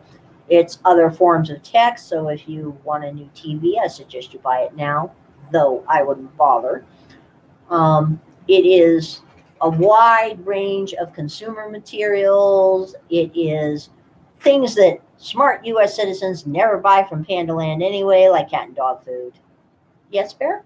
I'm wondering, when you have a process like a chip manufacturer, if you shut down the process and then restart it, how does that affect your quality control? Because I know a lot of processes don't like being started and stopped. Well, that, Bear, is an excellent question, and I have been digging around Reddit trying to find the answer. So far, I have tried several different subs. I'm going to head to Ask Tech Support pretty soon to see if they have any insight on the issue. So as I get information on that, I will check back. I will circle back to that question some other time. Okay? But wrong color. Yeah, I know. Thank God. I am not a ginger. No, no, no. So basically, at a time when we need our chips, Lord Malarkey and Company allowed Huawei and a couple of other Chinese tech companies to buy up a massive quantity of chips. And wow, China's making half the stuff that they usually make. And the half stuff that they usually make that's coming here can't get here because there are no containers. And if they find containers, it is floating around enjoying itself outside of freaking Los Angeles. And some of those ships, by the way, have been out there over 30 days now. This is not looking very good, people. So, as I said, I've been hanging out on the front page of the internet because it's the only place to get news. There are a lot of people that are directly involved in the supply chain and in the trucking industry and in every industry you can imagine on Reddit. And the supply chain people are very, very, Concerned? yes, they are troubled. They're extremely troubled because it is not just chips in terms of trucking that is disappearing. Apparently, there's a certain set of bearings that is used on a certain part of the drive shaft, and about 95% of the trucks on the road that has completely disappeared everywhere. The Peterbilt mechanics and the Kenworth mechanics and the other big truck mechanics on Reddit are all saying, they're ordering supplies, and the guys on the other end of the phone are laughing and saying, good luck. I can't give you any idea when this is coming in. And people who are working in logistics and supply chain management are saying they're now getting prices that are going up on the products they're trying to order. Instead of having a bid or an estimate or a price good for 30 days, most of the prices they're getting now are only guaranteed until the end of business day, which is kind of scary, I mean, when you can only guarantee your price until the end of business day, and then you darn well better grab it, and people are reporting that their delivery date estimates have gone from 10 days to 20 days to 50 days to 180 days in some cases for certain car parts, like certain types of bearings. Apparently, there is a serious shortage of bearings in the world that most of us never notice because we don't use bearings. But the trucks that move our stuff and the cars that move our families do use bearings. So that's one of those things you want to add to the list of, if you can find them for your older vehicle, you might consider making sure that you've got some around. I've got a spare U-joint. Other weird things that are getting short in supply. Bear is not the only person who has had trouble finding standard spark plugs. There are plenty of platinum-coated plugs and gold-coated plugs and $15, $18, $30, $40 a box plugs for performance vehicles. Ordinary plugs for ordinary cars and trucks, like ordinary people drive, are getting a little scarce on the ground out there. As a matter of fact, they're getting quite scarce on the ground. Hi, Edward. As are fan belts and serpentine belts and timing belts. Timing chains are still everywhere. Timing belts, not so much. People have reported a wide variety of vehicle part shortages for older vehicles. The newer vehicles, your biggest shortage is going to be the chips. If one of your chips goes, you're screwed because nobody can get chips. Older vehicles, the common wear parts that you see on an older truck like ours, U-joints and steering boxes and bearings and things like that, are the things that are getting darn hard to find. Now, another interesting thing is going on with Walmart. Walmart has a sub of its own on Reddit. And Walmart also is one of the most rapacious, predatory, ridiculous companies to deal with if you sell stuff. Because Walmart has this thing, they order and they want it in 72 hours, or they start discounting what they pay you. They start fining you if your stuff does not come in when you say your stuff is going to come in. That's a Walmart thing. I mean, Walmart and Amazon are both absolutely predatory companies. Well, Walmart employees are seeing the same thing that our poor manager here is seeing in Helena, Montana. They send in their order. Walmart says, sure, you'll get all that. Give us the money. They send in what they need to send in. And then when the trucks arrive, the trucks are half or less empty. And they're getting really weird substitutions. There was one Walmart that reported they got a couple of pallets of protein shaker cups that had been discontinued 3 years ago.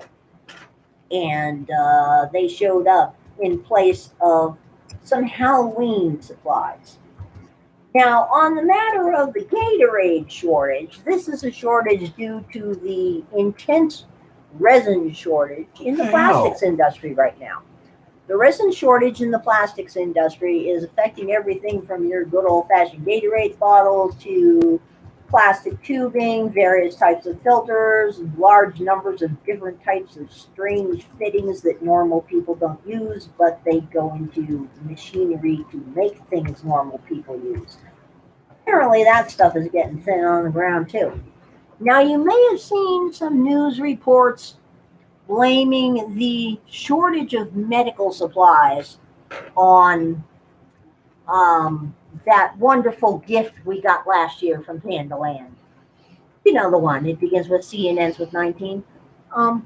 Well, turns out that's full of crap.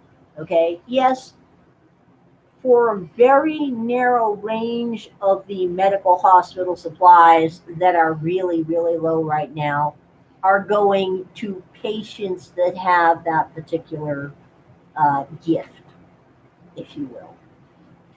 The rest of it is actually a result of long-standing, stupid government policies, like that's anything new, and government legislation and regulation that was put in place by lobbyists for a very small cartel of medical manufacturers to ensure that nobody else could manufacture things in their particular segment of the medical equipment economy. And since they made sure that they have no competition and they didn't keep a high inventory of raw materials, and they pretty much kind of fluffed off there. They pretty much kind of fluffed off during the beginning of the 19 issue. We're paying the price now. This is a cumulative supply chain problem related to years of layers of government bureaucracy and years of layers of policy decisions based on getting money from lobbyists on K Street, because it is K Street that writes the legislation. Our Congress critters have not written any legislation or regulation for decades. It is all written on K Street, which is why a certain probable vampire, or perhaps just a zombie, in charge of the House of Representatives said some years ago about Obamacare, we have to sign it to find out what's in it. That was literal truth. There's a lot of that going on in Washington, D.C. right now, as a matter of fact. So medical supply shortages are ranging everywhere from protective equipment to respirator supplies, ventilator supplies, intubation supplies, syringes, IV bags, and a whole lot of different medications. There's even apparently a nationwide shortage of scopolamine patches for seasickness. The entire Walgreens chain was apparently out of them last week and could not tell somebody who has prescribed them when they would actually show up, which is bizarre and ridiculous. Oh, catheters are on that list too. You better hope you don't need one. That really pisses me off. Yeah. Yeah. Bad bear. You have exceeded your bad pun limit for the day. The goddess is not amused. So we have a lot going on right now. And by the way, just as a side note, don't believe the bullshit being put on British TV right now. The UK gas shortage is not because they have no gas, it's because they have no truck drivers. It is already causing deaths, employment loss, and a few other things. And it may get worse, but the British came up with what might be an innovative solution, or it might be an unmitigated disaster. The government is now saying that if you have just an ordinary British driver's license, they're going to fast track you directly into the seat of a truck with an experienced driver to show you the ropes and fast track you so you are rolling on the roads in your lorry to move things within about 2 weeks. Now, this is either going to turn out to be one of the best and most innovative ideas. Oh, and by the way, there's no fees attached. Normally, that license costs a couple £100 just to get the license in the UK, plus the training. This is either going to turn out to be a tremendously innovative solution that we might want to look at implementing here, or it's going to turn out to be an unmitigated disaster because a whole bunch of people who can't even drive a car very well end up driving very, very large trucks that can cause very, very large problems. We shall see how that plays out if they actually do it. But no, this was not because of Brexit. Oh, and they are going to increase the number of truck drivers they bring in from Europe in light of this situation. But this was not caused by Brexit. They do not have a true gas shortage. They have a trucker shortage, just like we have a trucker shortage. And their government is the one that caused the panic buying because their government told everyone there was no need to panic. Don't buy any more gas. And by the way, you may not be able to get Christmas dinner this year because of shortages. So naturally, everybody went out and bought gas, which a lot of us probably should be doing here because it is forecast that gas prices are going to be going up again soon. It should be noted that it is very, very interesting that our supply chain is melting down, that shortages of a wide range of things and rotting food showing up in supermarkets is becoming more and more common. The American people, even the leftists actually, which is kind of weird, are beginning to realize that something is not quite right here. And yet, our stalwart watchdogs in the press, the ones with a constitutional mandate to be the watchdogs for the people, are as silent as they can get on this. They are absolutely as silent as they can get. And heaven knows, Lord Malarkey and company have done nothing to inform anyone on anything. You may have noticed this past week that our Democrat friends and the media and the leftists all apparently have never seen what Western horseback riding looks like. Ever. Probably not even in Western movies. Because earlier this week, a group of our wonderful Border Patrol agents were using their horses, and I'll tell you, if you have not seen the video and you want to see amazing horsemanship, you want to find the video. Because those dudes are some really kick-ass cowboys. The control that they kept on their horses was extraordinary. It was extremely safe for horse, extremely safe for rider, extremely safe for Haitian criminal. And no, the Border Patrol doesn't carry whips, and they weren't using their reins as whips either. That's how you use reins if you ride Western.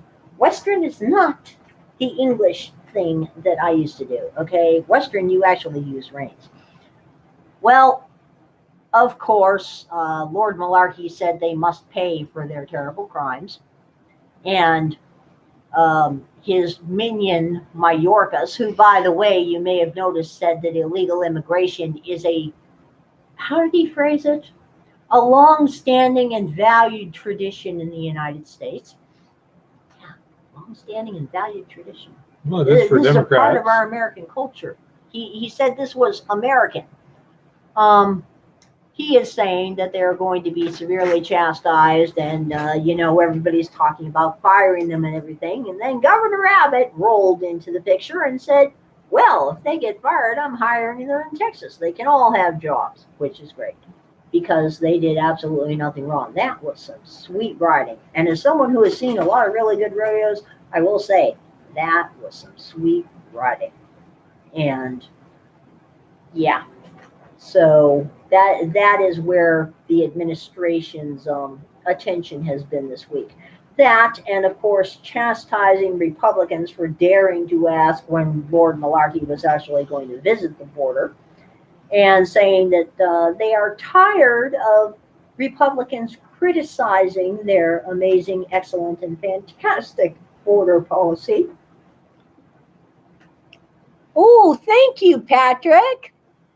I'm feeling pretty darn good, all things considered,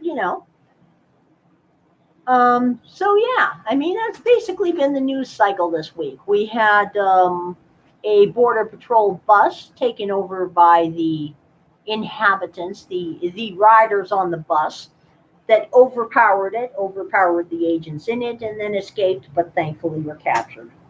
We had a plane that they attempted to take over, and several people got bitten. And yeah, so it's kind of been a little wild. Hey, Joshua. We could say it's kind of been a little wild. I also found it very interesting. The Maricopa County audit results came back this week. Mm-hmm. The mainstream media universally, and before the audit was actually even released, announced that a recount of the ballots showed essentially the same thing. You used the B word. No, use the B word. What? BALLOT in the same sentence as AUDIT. Not a good idea.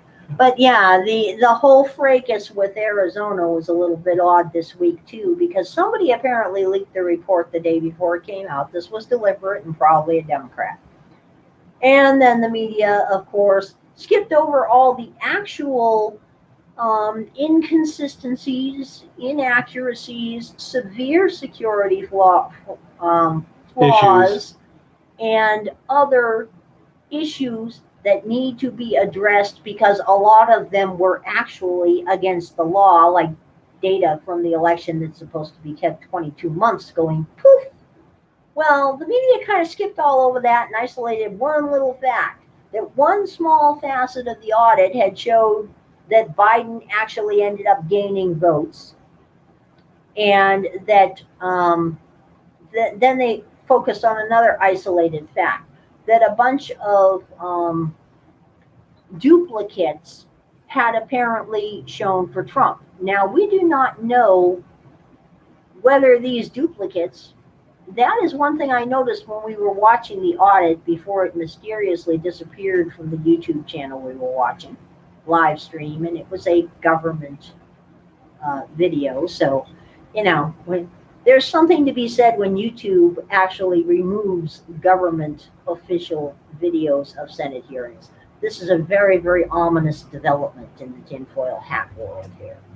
The goddess is not amused. Well, the one thing I noticed is they never said that they were able to successfully match those duplicates to the original vote, or whether these were just new things that showed up, because a whole heck of a lot of new things showed up apparently. We found that out too. So one has to wonder about that.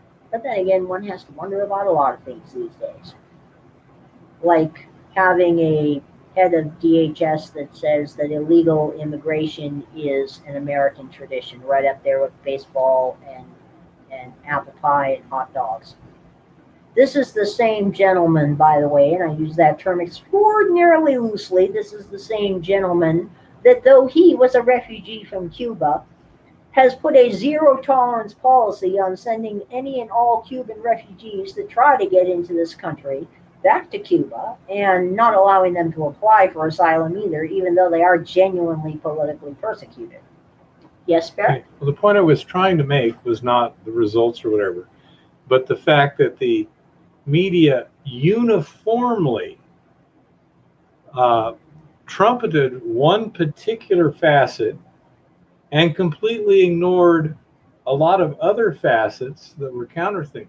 It is a demonstration of the fact that the media is untrustworthy and heavily biased. That was the point. Well, actually, the media is a group of propaganda apparatchiks that are owned by the federal government. But that's okay. That happens all the time. We know this.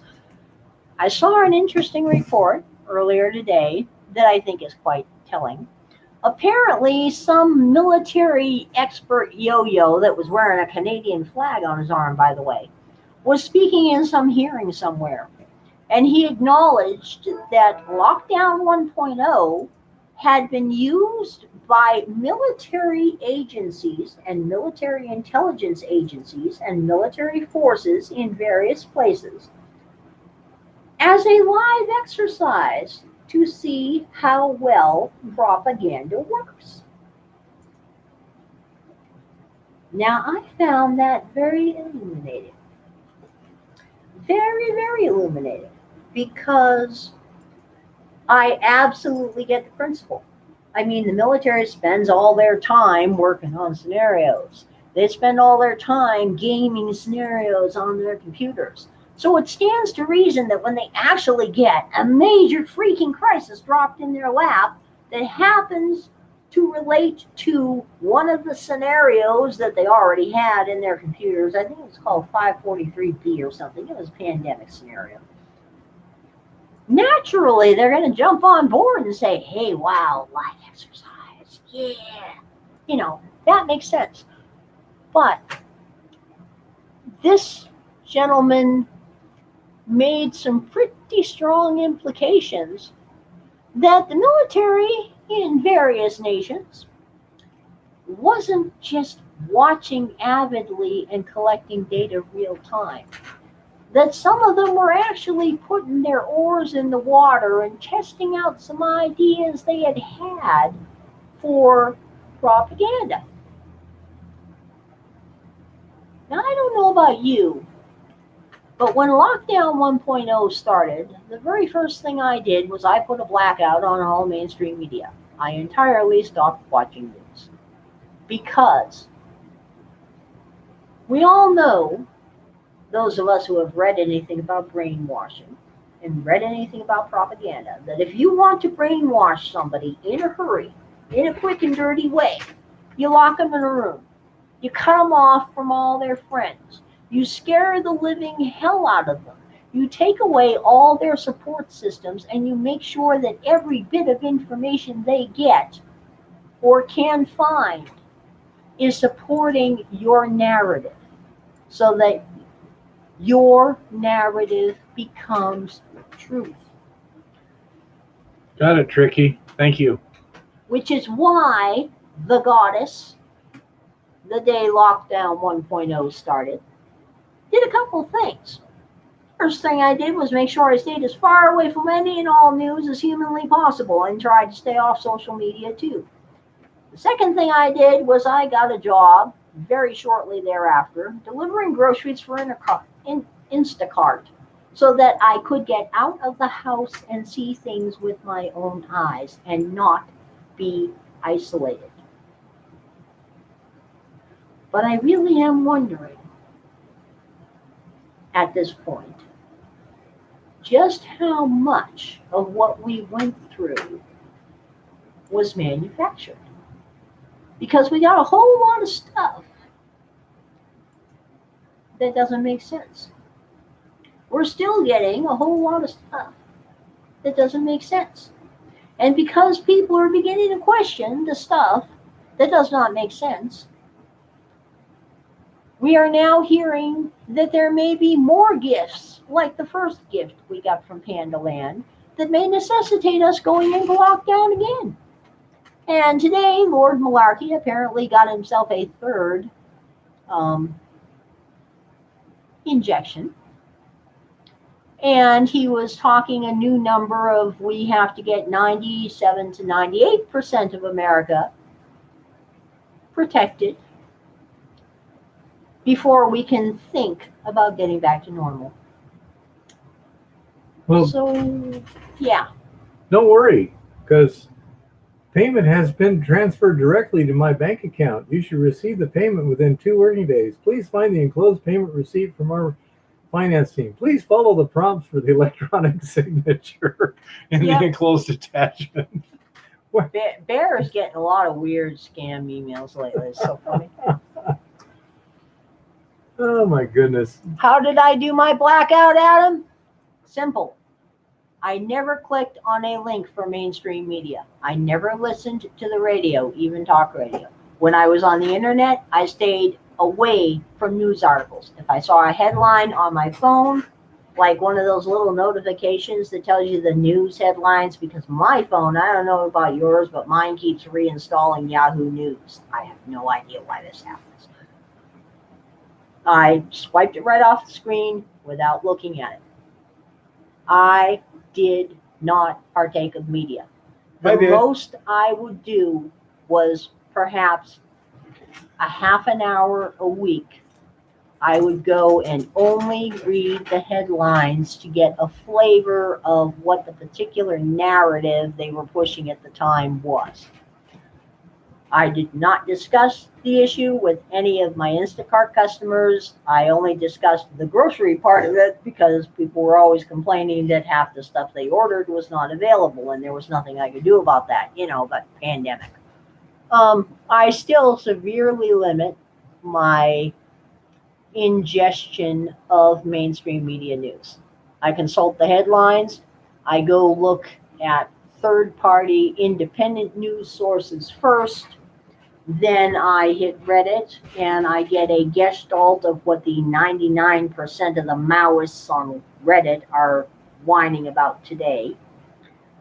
Then I seek out the sane people I know on Reddit and find out if they have posted anything interesting. And then and only then and I go directly to government websites. Then and only then do I look at mainstream media at all. And when I do, if they say, well, so-and-so said this, I go out and I hunt down the source. If they say this particular regulation, I go to the government website and I read it myself because those buggers lie about everything. Oh, and speaking of lying about everything, they are putting a regulation at Federal Register this week. It should drop tomorrow. That has actually been announced, believe it or not. And it's going to be open for a comment period for 60 days. This is on a new regulation that is specifically designed to circumvent those court rulings that DACA was unconstitutional. Because, of course, Mallorca wants DACA to go back into force again and fast track giving citizenship to the 850,000 people that were already in it, plus the several 100,000 that haven't been able to apply since the courts ruled that it was unconstitutional and illegal. So if anybody wants to go wander over to the Federal Register and leave a nice little comment once it drops, I suggest you be very polite. You cite the existing issues that we have, and you avoid telling them what you really think of them and their ideas. Because governments love paper, and there should be a response that will be commensurate to the expected response from the people that will benefit from this. That is why they announced it so publicly and made it so known, because they know that the people who will benefit are going to flood that page and say, please, please, thank you, we love you. The rest of us have got to start speaking up too, because things are getting a little bit hairy these days. And also, this just in, Twitter has locked the Conservative Treehouse's account. So, what else is new? If you want to pray for Joe Bright, pray Psalm 109:8. Yeah. Quote, may his days be few. May another take his place of leadership. Yeah. Psalm 109:8 applies to Lord Malarkey. That's fine with me. Jim will not be here tonight because he was out in the field. I'm not even sure if he's in town. I imagine he is by now. But no, he's working very, very hard to get stuff done before the snow falls. And so he was not available today. I'm sorry about that. But at any rate, that's what I have to say tonight. This is a good time to start stocking up on random weird stuff that is probably going to disappear. And I am going to keep an eye on what is going on with our trucking situation and the parts situation and the port situation. Oh, and when you buy produce, check it very carefully, because the amount of produce that is now hitting the shelves for sale when it's already beginning to rot is really beginning to go up in a lot of parts of the country. Not so much here yet, but it's going to get worse. I would agree, Adam. Not just steer, but also they're getting more and more blatant in their absolute bias and lies. Of course, they're a bunch of apparatchiks. And it I don't know about you folks, Propaganda machine. but very few things annoy me as much as somebody lying to my face when they know that I know they're lying to my face. Don't pee on my back and tell me it's raining. Yeah, it gets really, really annoying to me. So, it is fascinating to see how when you actually look at things later in detail, you can see how extraordinary the bias in reporting is. That's something that's new to my experience over the last few years. I mean, It is deliberate.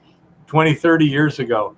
And more and more people are coming to the conclusion that these people are trying to start a war. They're trying to get us to start the war, is the thing. They want us to get fed up, get violent, then they can try and suppress us. But we need, as the head of the Australia One Party said today on Alex Jones, we need to just say no peacefully, but en masse. 1 million people saying no, they can't do much about that, you know? Do not consent. Yeah. So anyhow, that's the situation there, and it is really nice to see Eva feeling better. I know it is for you too. For me, it's really more. Jeff says he admires your strength, brains, and bravery. Yeah, so do I. That's. I'm a goddess. What do you expect? Anyhow, to do a quick recap for those who have come in since the beginning of the show. Oh, this is the hard part. As you may have noticed from my video this week, the shaft. Let's see, how did I get the best light on that? How's that? That's good. The shaft to the rotor on the impact mill gave up the ghost. And we've got it theoretically fixed. Just drilled it out, put a new shaft in, welded only the end, and that way any weird metallurgy will happen at the end. If it does break, it's not going to be a catastrophic failure. The shaft will just start spinning inside it, and then I'll worry about a different solution, such as cross-drilling a hole and putting a pin in.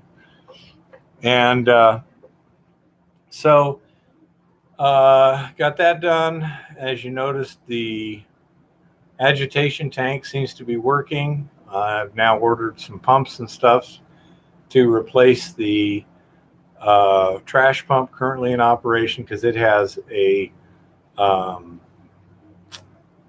aluminum housing which won't last long with those chemicals. And also electric pumps, I can do things like put on timers and such as that.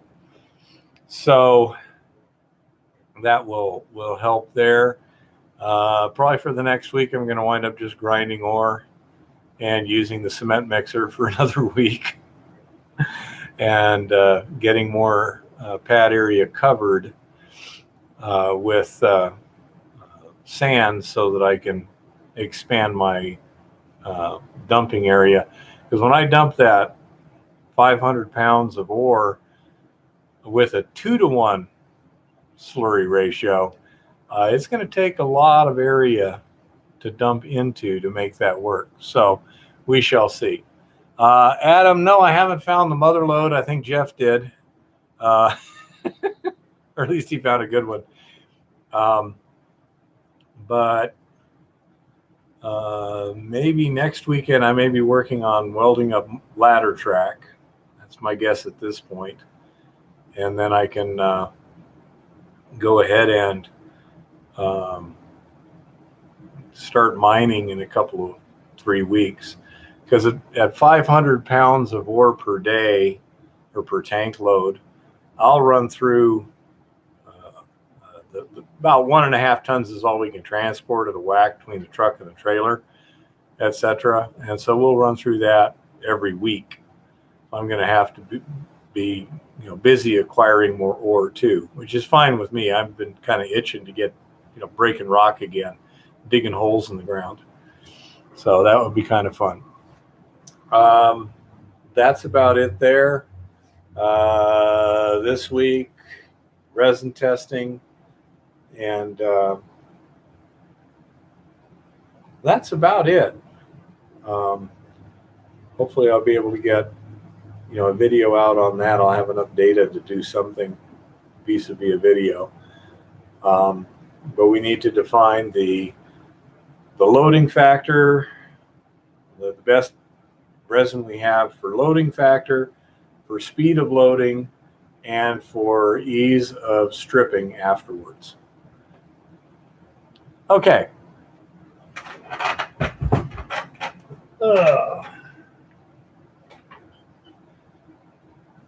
Here is ion exchange resin. This is similar. In fact, this one may or may not. Cation resin, max water 104-134. This may actually be a water softener resin.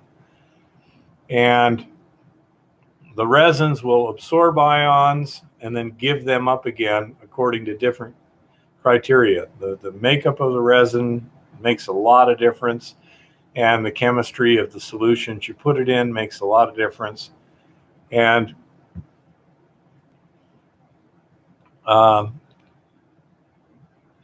so, and I'll get to it in just a second, Doug. So what we're trying to do is take these 4 different resins, determine which one holds the most gold per pound, which one absorbs the most gold per pound per minute, so to speak, and which one gives up the gold most effectively in a desorption situation that then gives us something that is easy to electroplate the gold or precipitate the gold chemically out of that solution well. So that's basically what we have to test. I'm going to make a large batch of solution from stuff I've recovered. No, they're plastic. The resins.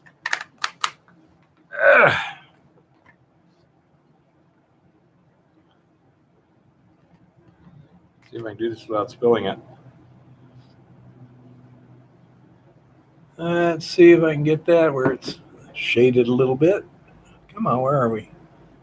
Think water softener pellets. Well, nobody's seen it. See there? They're little plastic beads. That's what they are. And how the plastic is manufactured in a molecular level makes a lot of difference. So that's what we're trying to see what works. After leaching for a day, how loaded is the Goldex? Our various tests have indicated that if it is agitated continuously at a 2-to-1 liquid to solids ratio, you're going to get 85 to 90 3% dissolution of the gold into solution in that time period, in 24 hours.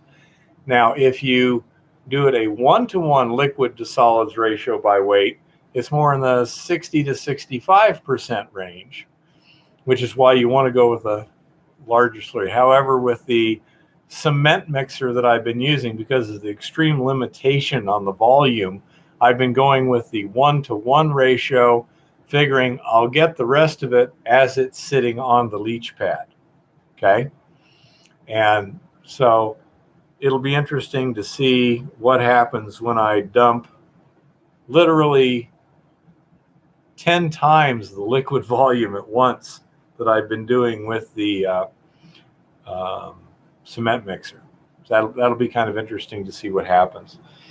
Another interesting phenomenon, it appears that that new wear plate with wear bars in it that I put in the impact mill, because it wore through the casing at that one point, gives me a finer grind, which is desirable in terms of how fast do things leach. It's not as good when it comes to how fine is the crap that I got to try and separate the solution from. Ideally, something like 100 mesh sand with no fines and no coarse would be pretty good. The finer the grind, the more slimes I have to deal with, and that becomes a problem because the liquid that's stuck to those particles has gold in it. It's kind of hard to wash that gold away from the particles if you can't get the liquid to move in the bed. With sand, it's pretty easy to literally flush it. But with the slimes, think clay, not nearly so easily. So I may have to literally, because I separate the slimes as I dump the load and I scrape off the slimes, I may have to take those and literally throw them back in the tank with barren solution to get the gold out of it. We'll see once I get enough material and everything else under control. Right now I have more urgent situations to deal with. Most importantly, getting the agitation tank nailed down into a routine and getting the resin extraction process defined. Which resin, what pretreatment is used, how much resin I need, how much the flow rate is of the solution through the resin that gets me good extraction and good loading, and then how do I get it off of the resin again and turn it into metallic saleable gold. These are still issues that need to be addressed and determined. So that's kind of the priority. And of course, pretty soon I'm going to wind up needing to be mining more ore, which is a lot more photogenic in many ways and more fun in some ways. But it's still going to be, another bottleneck, so to speak. But I should be working like 6-7 day weeks until the snow hits and shuts us down. And it's entirely possible that snow will come, but early season snow sometimes doesn't last. This is only about 5,000 feet, so it may snow. We may be shut down in the field for a bit, then be able to get back in there, mine some more ore. Not sure how this mill is going to work in terms of temperatures. I know I'm going to have to get all the plumbing empty before we get hard freezes. And I'm even going to have to get the chemicals out of the lab before the hard freezes.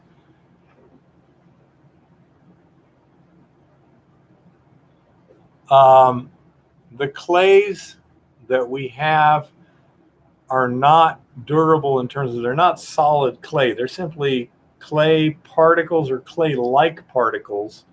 When you grind that rock real fine, you get a lot of real fine particles that behave in many ways like clay, although they may not actually be clays. They may just be very, very fine particles.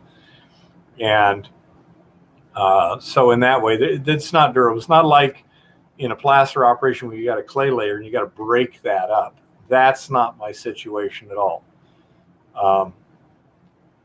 In terms of centrifuge, that would be fine for samples. In terms of like if I'm taking a sample, I want to get it clean so I can run a test on it. Laboratory centrifuge would be fine. When you're talking much larger volumes, not very effective. That's one of the things that tailings pad does. It's a giant filter. And the pregnant solution coming out of that is pretty clear. And once I get the leach tank set up as much as I can and some other stuff going, the next thing will be to get a pregnant solution tank. And it does two things. Number one, allows me to measure the amount of solution I'm getting back, but also it prevents either evaporation losses of the water in that solution, or if there is a hole in the pad liner, which there may be. This is not, highly, it's not super designed for being a pad liner. If you basically use the pump in the pregnant sump as a scavenger pump, and keep that liquid level down, you're going to lose less solution to any leakage. So say that's why I want to clean out another tote and put it as a pregnant reservoir, pregnant solution reservoir. And then a third one will be a barren solution reservoir. So I can pump from the pregnant through the extraction, and it runs into the barren reservoir. And then from the barren reservoir, it will be re-strengthened. You're adding makeup chemicals, and use that to do the next batch of ore. And hopefully by the time it gets to hard freezing, I won't have a whole lot of solution left in the ponds to deal with. It's just going to have to sit there and freeze over the winter. Little one, can you take over again for a minute? Okay. Trying to soak my jaw here. I know. But anyhow, so that's basically kind of the circuit there. You make up fresh solution as you need it. But then Can you display your He-Man skills and move that thing somewhere where it ain't going to be in my way? Yeah, so you won't break your toe? That would be a good idea not to do that. You got enough issues right now. Well, I'm not the one that brought that thing into the house. I can't show people if I don't I mean, have it. really now. Come on. If I didn't bring the shaft, I couldn't show people my shaft. Well, anyway, he is making an offering to the porcelain god again. He will be back in a minute. I, on the other hand, was doing something important, scrolling on my phone and using a heating pad on my jaw. But,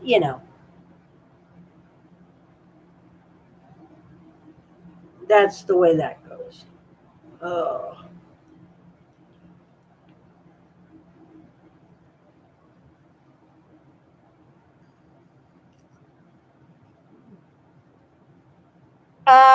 Robert, he's got a rotor and shaft here in the house from his impact mill. Haven't collected any new rock specimens lately. I wish. Yeah, well, I'm not going to comment on the nature of Bear's shaft, Patrick. I will say that it is an impressive shaft for a man his age, and it's just one of those things. But it broke in half.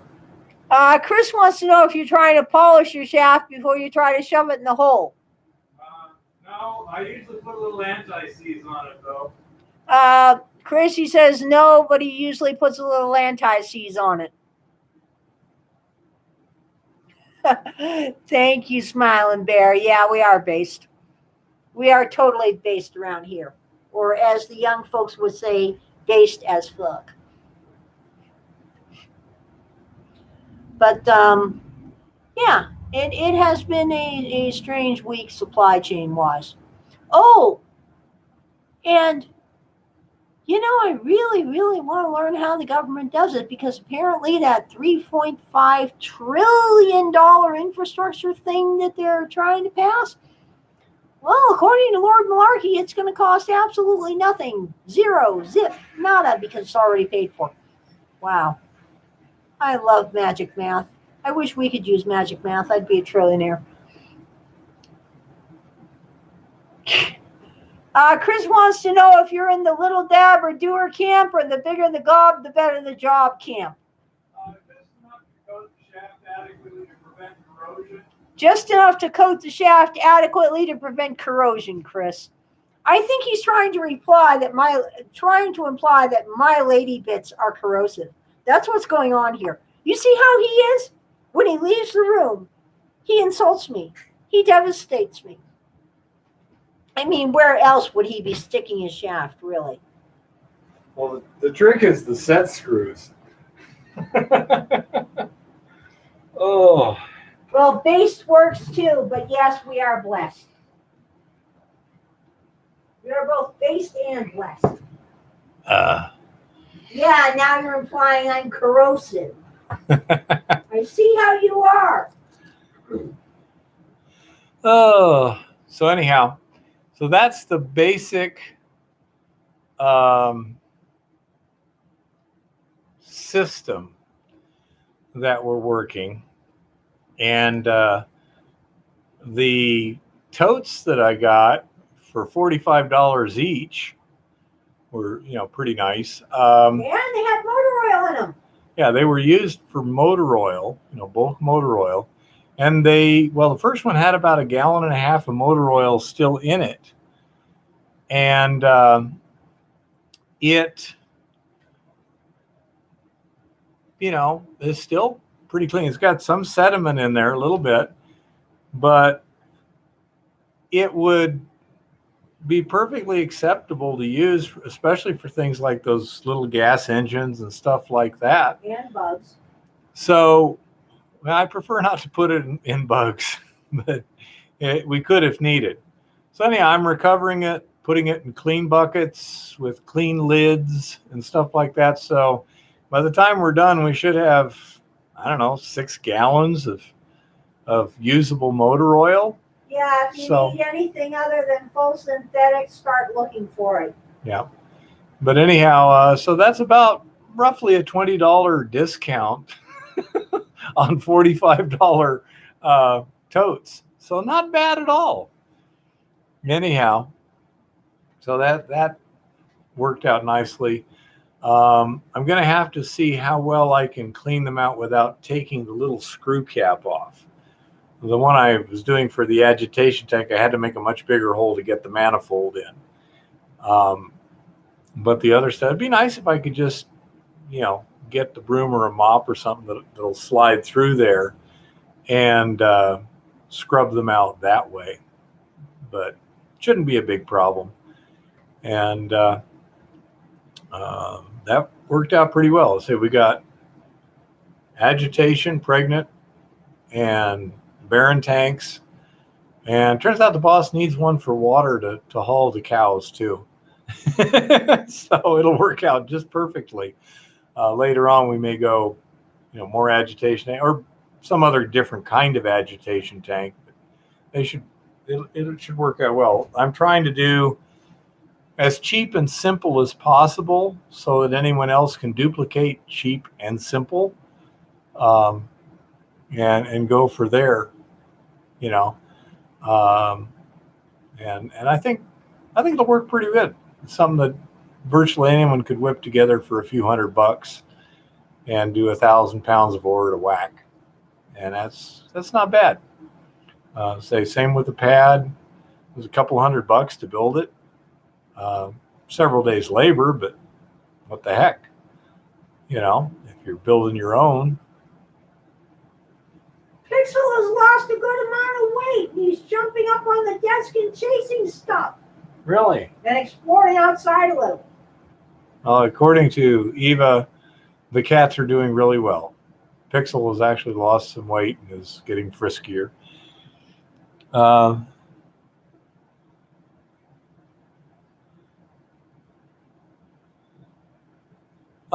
Yeah, but if you buy it in bulk, a 1 gallon jug is about $20, $25 right now. So yeah, it's a pretty good discount. I agree. And it's not something I'd want to put in a a brand new expensive engine, but certainly the little gas engines are no problem. And if things get really dicey, 5 gallons of motor oil might come in handy. So we shall see what we shall see. Somebody also brought up that gasoline doesn't store too well. It depends. You gotta use stable. You can use stabilizer stuff, but if you've got like a carburetor, an old carburetor, it's not nearly as picky as fuel injectors. Yep. Use stable. It will keep for a year. Yeah.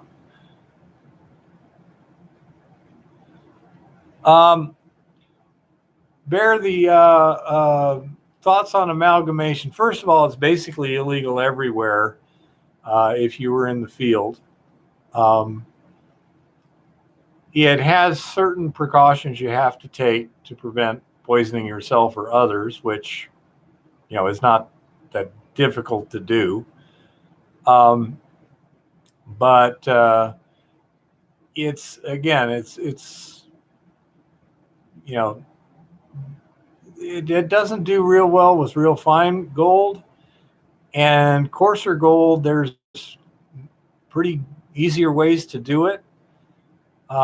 Between modern gravity separation and flotation, there's almost no need for amalgamation anymore. Anything that would amalgamate, you can get some other way as a general rule and not worry about it. No permit to need to do what you're doing depends. If you're on government land, you're darn right you need permits. You need permits to do almost anything. On private land, fully contained, etc., not to my knowledge. It's very small quantities we're doing and stuff like that. But you have to be careful. Where do you get rid of the tailings, for example? We're planning on dumping them back in the mine. Wow. We've got places we can backfill. Outspoken Marine officer who went viral blasting military leaders over Afghanistan is in jail. He's in jail for what? I'm about to find out. And you might want to tell them that one of the political prisoners from 1-6 died, and we're still waiting for details. I haven't seen any news on that. Where's your source on that? That actually, I believe, was on Fox. Okay. We're still looking for more details. It got memory old. Yeah, Like I haven't seen it on Breitbart, but the report is one of the January 6th protesters that's in custody has died. Do not know if that is true or not.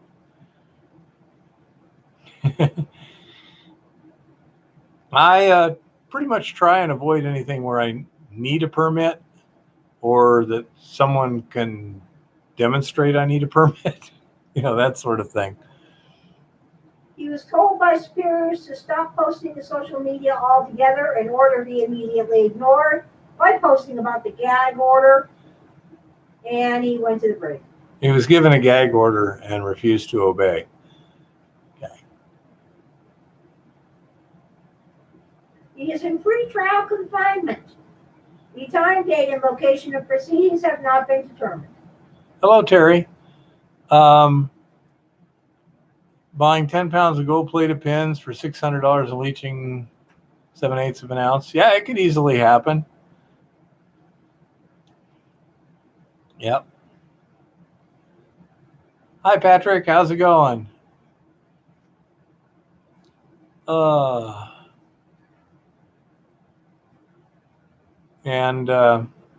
Yeah, it looks like the welding needs to be done a little different on the impact mill rotor to prevent the shaft failure. But you'll see that in the videos here and such. If you're looking at putting one together, anyone, make sure you get the latest instructions from me. But anyhow, so that's kind of what we're looking at right now. The tailings pad seems to be working pretty well, although you want to try and avoid too much in the way of fines. The Eco Goldex seems to be working pretty well, although apparently there's even more leaches out there, primarily from China, that are relatively non-toxic, etc. Seems to be a new technology that's, people are figuring out how to do it. fairly efficiently. And the big mining companies, you know, for example, if you were heap leaching, $10 a ton in chemical cost would be killer.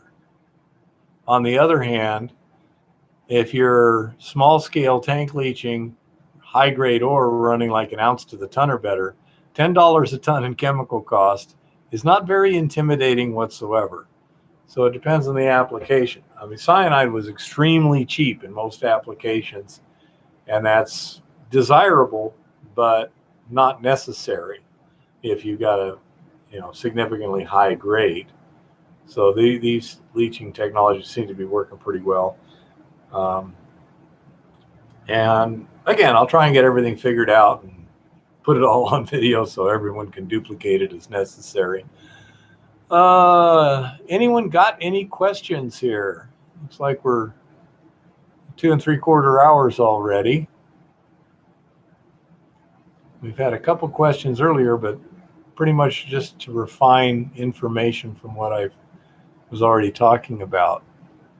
Any new questions or any more questions on details? Another thing we're going to be doing is on all the hand sorted material I took from the dump, I'm going to sort that into various rock types and then crush those and have them assayed separately to try and get a better idea of exactly where the gold is underground. It's not only useful when you're dealing with the dump, but that gives you the clues as to what you need to look for underground. What is the barren tank for? Okay, you have your leach tank here where you take fresh solution initially, mix it with your ore, agitate it, then you separate the liquid from the ore. That's called pregnant solution. It has a high concentration of gold in it. Once you get that gold out of it, if you threw it away, you'd be wasting a lot of money in trying to dispose of something. So instead, it's now called barren solution, and you put it in some kind of reservoir, quite often a pond, so that you can then use that to treat the next batch of ore. You're going to have to add some chemicals in general. There's certain chemical consumption that occurs, but you replenish the chemicals that have been depleted, put it back into the agitation tank with fresh ore, and do like this. By doing this, the total amount of solution you need is a lot less, and your disposal costs or issues are vastly less. Without the barren solution being recycled, you got an issue. Whenever you're processing something, it's nice to have a reservoir to handle surges and things like that.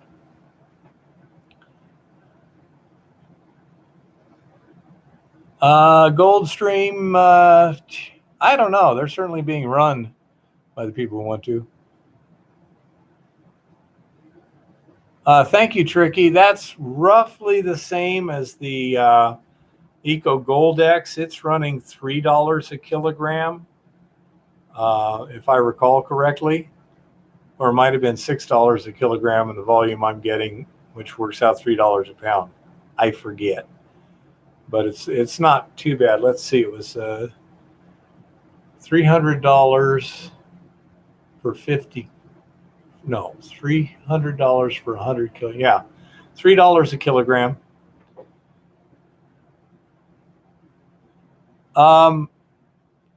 Edward, I don't think with the velocities and the size particles that I'm using, the rubber would hold up very much in that extremely abrasive environment.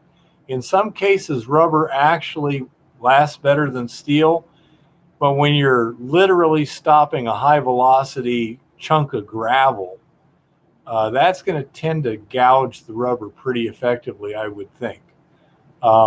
Plus, you want it to be hard enough to actually break the rock particles. It's interesting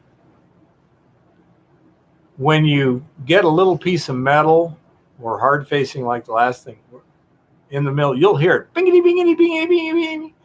rocks go pow, pow, pow. And they just, you can essentially hear them disintegrate on impact, and then the little pieces disintegrate on impact, and it's just gone like that. You're welcome, Keith. Doug says good night, Eva. Good night. Yeah, Adam. So we're recycling instead of throwing away. Absolutely. It's first of all, you're never going to get all the gold out of solution. You're never going to use up all your chemicals, and unless you're building up something detrimental, it just makes a lot more sense to recycle it, because then you still have to get rid of it in an environmentally acceptable way. You know.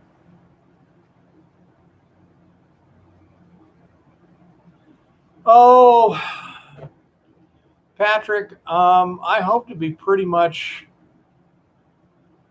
defined and rolling in about a month in terms of, I've got the milling defined. I've got the agitation tank pretty much defined. I've got the liquid solid separation almost entirely defined. We now have to define the recovery of gold from solution and the recovery of metallic gold from the resin. Those are the two significant steps that still have not really been addressed. But everything else is, as far as I can see, pretty much done and under control. Some need to be completed, but that's about it. It's like the agitation tank. Well, the final design will have 2 submersible pumps instead of a aluminum house, trash pump on, gas-driven trash pump. But everything else is the same. And I mean, replacing one kind of pump with another is technologically not a big issue. It's pretty much plug and play. So I don't see an issue with that. I say the resin testing, it will take longer to complete than what I have to do, because when I take a sample to the lab, it's going to be anywhere from 2 to 4 days to get a number back, for them to analyze it and give me that number, which then allows me to proceed to the next step. So there's a lot of waiting time. To deal with that, among other things, I bought another fishing reel today. When my daughter was up here this spring, she bought me a fishing reel, and it worked really. It was $20 at Sportsman's Warehouse. It worked just fine. Zero flaws. I have a Shimano. It doesn't work nearly as well. It's like, okay. And I got a few other little things so I can do some fishing in the spare time. And so there's going to be a little bit of break time, but again, we got the season coming in. The snow is going to be showing up. So I want to work 5 to 7 days a week.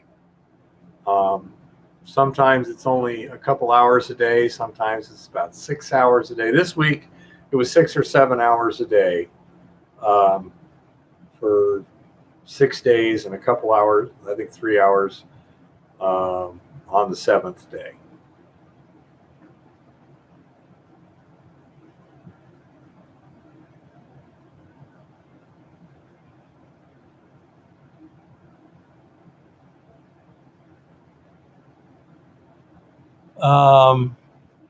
Yeah, if you were to do something like that with a 15-gallon barrel, Jeff, you'd have like a really tall blue bowl. Not sure how well that would work. If you classified it well, it might work just fine. Thank you, Goldstream. Yes, it's I'm extremely grateful. Saturday. Saturday, she was actually able to eat food. Now it was tuna salad and some soft scrambled eggs, but nevertheless, the first time she's been able to eat actual food, so that was good. It would tend to get the heavies and the coarse and get rid of the blondes. if you had like ironstone or something like that in there, it might concentrate, the black sands. Again, if you were to get the right classification, it would work pretty well. I mean, coarse gold is easy to sluice in a short sluice. So if you were running a short sluice into onto a screen of, say, I'm thinking roughly 50 mesh, and then run the 50 mesh minus through that, it might work pretty well.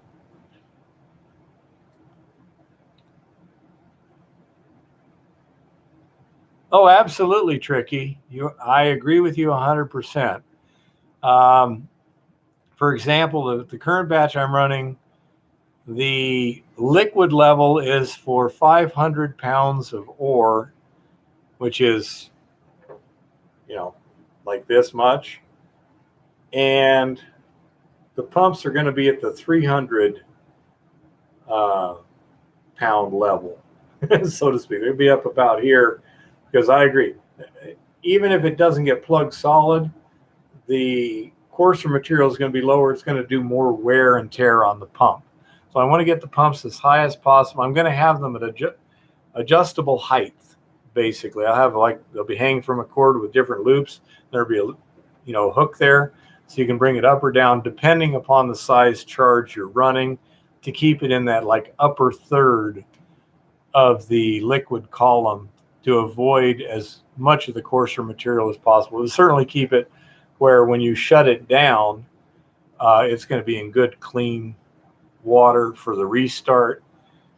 And another thing, by having two pumps, when you go for the restart and everything's sitting on the bottom, you get both pumps going. Start one first by 30 seconds or so, a minute. Start the other one, so the power surge requirements are offset, and then run that for 10 minutes, say, to bring everything up as much as you can get it moving again. It will be. Then you can probably shut one of the pumps off, save power and wear, while the other one just keeps things stirred up. So that's one advantage of having two pumps.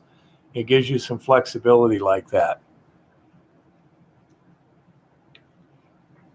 Yeah. In a remote situation where power, you're making it either through photovoltaics or generators, minimizing your power consumption is a lot more important than it is if you're on line power, where you're paying 5 cents a kilowatt hour or something. It's like, who cares? But the current spot we're doing out at the ranch is pure photovoltaics, and we have it on timers, so that unless I'm there actually running something, it would come on at 10 in the morning, 2 in the afternoon, when you theoretically have good sun, and runs for half hour, 45 minutes. You get things all stirred up, rearrange everything, get your solution equalized, and then as things settle down again, the kinetics will tend to draw the gold out much quicker. That's another thing I need to test sometime is, and I've got the plan. It's going to be a bit of a pain, because I have to pretty much go near constantly, but for like a 16-hour run, take 3 samples on the bottle roll, all with the same material, the same amount of solution, start at the same time. One bottle just stays there the whole 16 hours. One bottle you run like half of that time. Every half hour you take it off and put it back on, take it off, put it back on, like that. And another one like only 5 minutes every hour, that sort of thing. And see what the difference in dissolution is. If it's a huge difference, then you want to try and maintain your agitation as much as possible, or increase the length of time in the agitation tank. For example, if I'm only able to mine 1.5 tons a week, and then instead of say 24 hours, I take 2 750-pound batches and run them for 3 days each. Might as well. There's no sense, because The bottleneck is the mining, not the agitation tank. Always look at the bottleneck. That's the thing you need to focus on to increase production, everything else being equal. Once you've increased that, then you find the next bottleneck. It varies tremendously over here, Tricky. I'm not sure what it is in Montana because I don't pay it here, but I think in Tucson it's what, about 14 cents per kilowatt? 12, something like that. Eva says it was about 12 cents a kilowatt hour in During Tucson. peak, you could get it for like 9 off peak. And that was peak rate, 9 cents off peak. Oh, and if you were willing to pay 30% more voluntarily, you can get all green power now down there. Yeah. Arizona sucks rocks. So anyhow, I'd say all these different factors come into play as you're trying to optimize your system. And as your scale goes up, different factors become more or less important. Like up till now, the mining rate wasn't important because I was doing, 100 pounds a day. Well, if I can get, 1.5 tons a week, that's 2 weeks worth of ore, no big deal.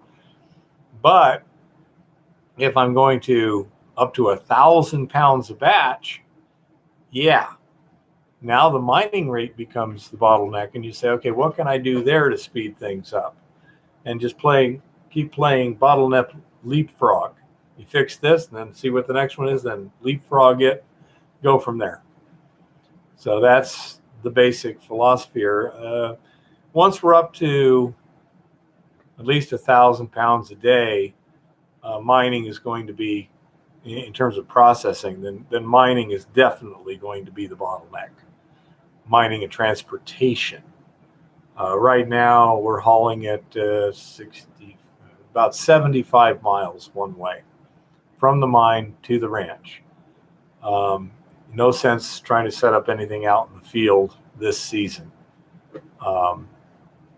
But you can see very quickly how if you could mine rapidly and you could process rapidly, the transportation would then be the issue. So you might want to move it into the field. Another nice thing about IBCs, they're extremely portable. And so you could, knock down your mill and move it pretty quickly. So that's another part of this thing, because if you have a portable mill, one that's easy to move, you can amortize the capital cost on one job, make a little money, then move to the next job. You don't have the capital cost, just mobilization, and you make a lot more money. Yeah. And a cement truck, if you had liners that could withstand it or some way of relining it, you could turn that into a ball mill too. There's all kinds of stuff. So I do not have the best solution to every problem, guaranteed. Okay. I may not even have the best solution to most problems. I'm trying to come up with the best solution to our particular problem, and it could be a good solution to many other problems. Yeah. Jeff says 23 cents Washington, 10 cents 23 cents in Alaska and 10 cents in Washington. Yeah, they got good hydroelectric in Washington. But so that's what I'm trying to do, is create a system that has a lot of applications specifically for the micro mining. We may very well wind up in the long. This is a target-rich environment. There's lots of old mines, lots of ore bodies around here. We might very well wind up with something where we're going to go like, we want 100 tons an hour. It could happen. And Chris says 40 cents an hour peak in California. Well, of course, it's Cali. Yep. So that's what I'm trying to do here. And I appreciate all the input everyone has. It helps me a lot because I am not extremely knowledgeable in a lot of subjects. I'm fairly knowledgeable in a lot of subjects, extremely knowledgeable in only a couple, and kettle corn really doesn't apply to most anything else of reality.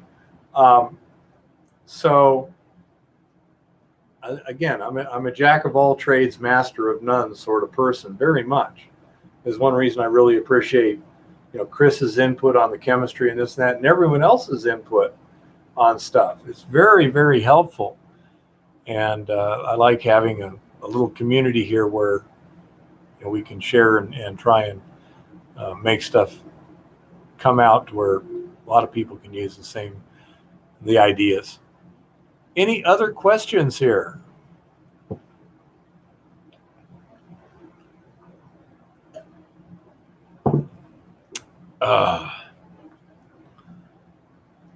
Yeah, Chris, I'm gonna do all of the resins need some kind of pre-treatment, or only some of them? Just curious. I'll talk to you about details later, but that's one of the questions I had. That one I showed seems to be kind of sticky, like it's moist. Like it might have already been pre-treated or something. But I think at least one of them you said was going to need like a brine pre-treatment.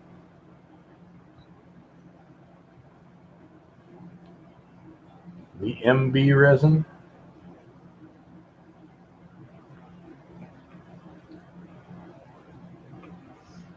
Keep them in the bag or in the jar? Because the jar seems pretty good. Is this not adequate? Does it have some kind of ventilation? When you say the MB resin, does that mean all the ones? Okay, I'll have to get more bags out then. Multi-bed resin. I don't know. I don't recall seeing one that says multi-bed. Let me see.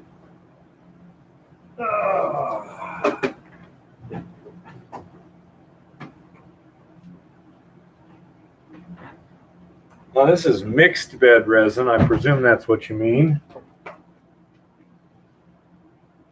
Anion resin, max water, something or other. Anion resin, max water, something or other. Cation resin, max water, something or other.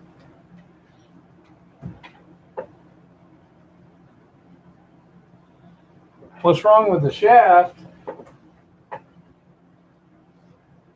Nothing a little Viagra couldn't cure. Or a little welding. My shaft broke. Oh well. I guess 11 inches will just have to be enough. But anyhow.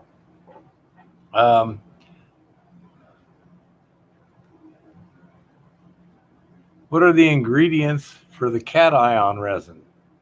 I don't know. You'll have to ask Chris. Chris is the genius on that here. By the way, for those folks who don't understand, cation means ions that are attracted to the cathode. Anion is ones that are attracted to the anode. So basically means this attracts positive ions, this one attracts negative ions, something like that.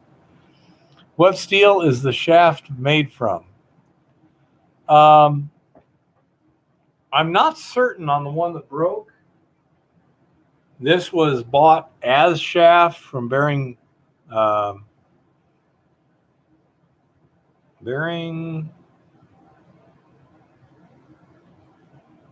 something in chain in Tucson. Bearing block? I keep wanting to say block, but I don't think that's it. Bearing belt and chain. Okay.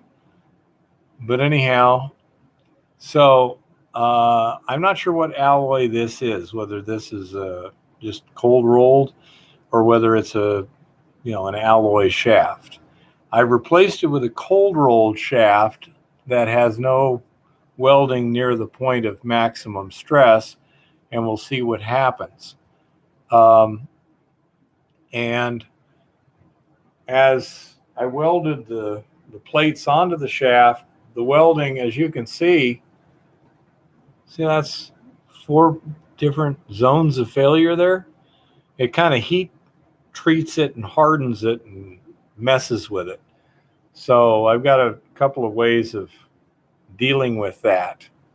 And so anyone who wants to make one of my mills, make sure they talk to me first on this one. But that's what happened to the shaft. Oh. And we drilled out the old one and put in another shaft and just welded the very end far away from the point of maximum strain.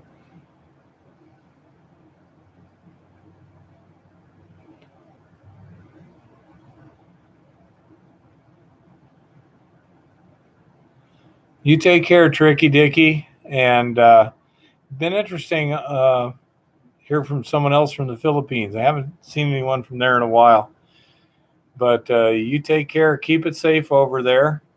Good night.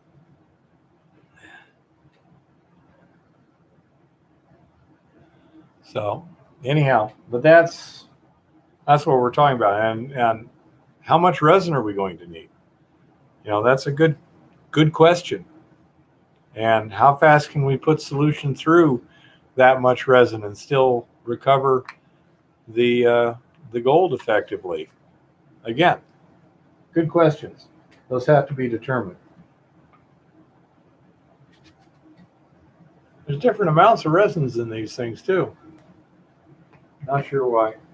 Well, I think, yeah, I don't see the Ziploc, so I guess I got to get more Ziplocs. So, Chris, why is it important to keep it in a Ziploc in a jar? Is it that sensitive to moisture loss? Or is there something else? That's kind of the impression I'm getting, is that you're worried about moisture loss in the resin. So I need to keep these damp at all times once they're in use too. Is that correct? See, I haven't talked much to Chris about this. I've been so busy doing other stuff. Yeah, they need to remain hydrated.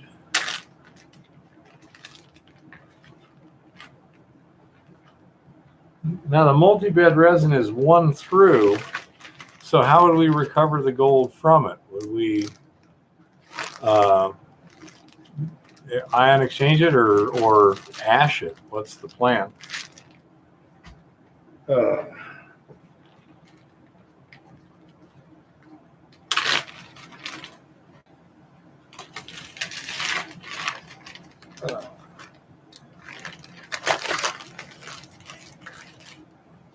Oh dear.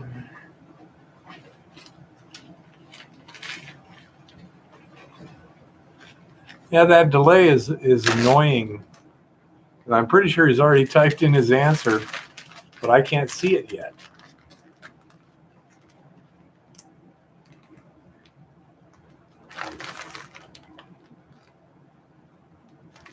How much loss you get compared to the number on the bottle of water?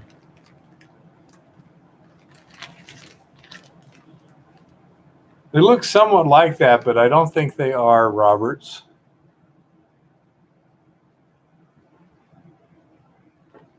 The number on the bottle for water.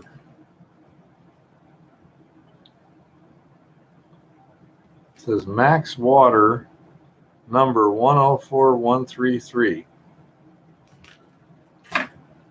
Whatever that means. This is max water 104141. I think that's just the name of the resin. 104134. 104135.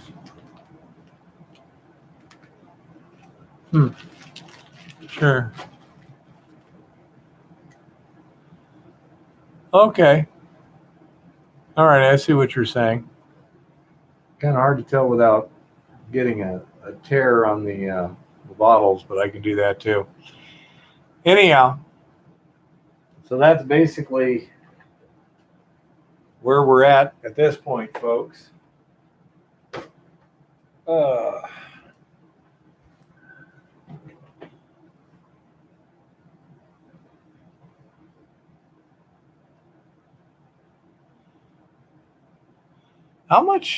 What's the loading factor, would you guess, on these resins, Chris? Because if you ash it, it's going to disappear. So it becomes a consumable instead of a reusable. I know that Amberane used to load to like 5 ounces per pound, which would be okay to ash. Okay, define pretty high. Are we talking ounces per pound? Ounces per 50 pound, ounces per 100 pounds? Yeah, this is definitely different than silica gel, Roberts. Ashing. It's basically a plastic. So if you heat it carefully in the presence of oxygen, it turns to ash. Ounces per kilogram. That's not bad. Yeah, that would be worth ashing. That makes it kind of simple. And we'll find out. So that's what he means, Jeff, by ashing. You literally just heat it carefully enough. You don't want a lot of airflow or whatever so that it's going to tend to blow the dust away. But when you turn it to ash, then you mix it with the flux and smelt it. I'm not sure if you can do that as a single process, i.e. you mix the resin with a flux and then just heat it.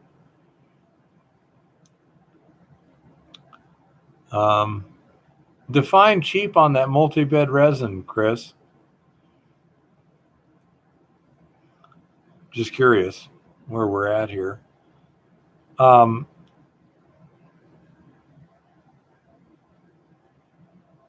Yeah. So let's say these are some of the options. Again, we need to test stuff, see what works best, simplest, cheapest, fastest, most idiot resistant. If something is inexpensive and efficient, but has to be done just right, that may not be the best way to go. If something's not quite as efficient, a little more expensive, but almost impossible to screw up, there's a certain value in that.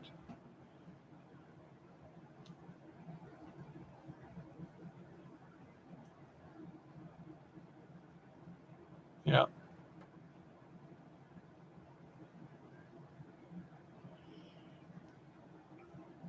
Yeah, Jeff, what he was saying in the ounces per kilogram, he means ounces of gold per kilogram of resin. In other words, if you had 1 kilogram of resin and it holds 1 ounce of gold, and your kilogram of resin costs you $50, then destroying the resin to get the gold isn't really that big a deal. On the other hand, if it costs you, if you only get 1/10 of an ounce per kilogram and that kilogram costs you $200, then ashing is not necessarily, the economics change radically.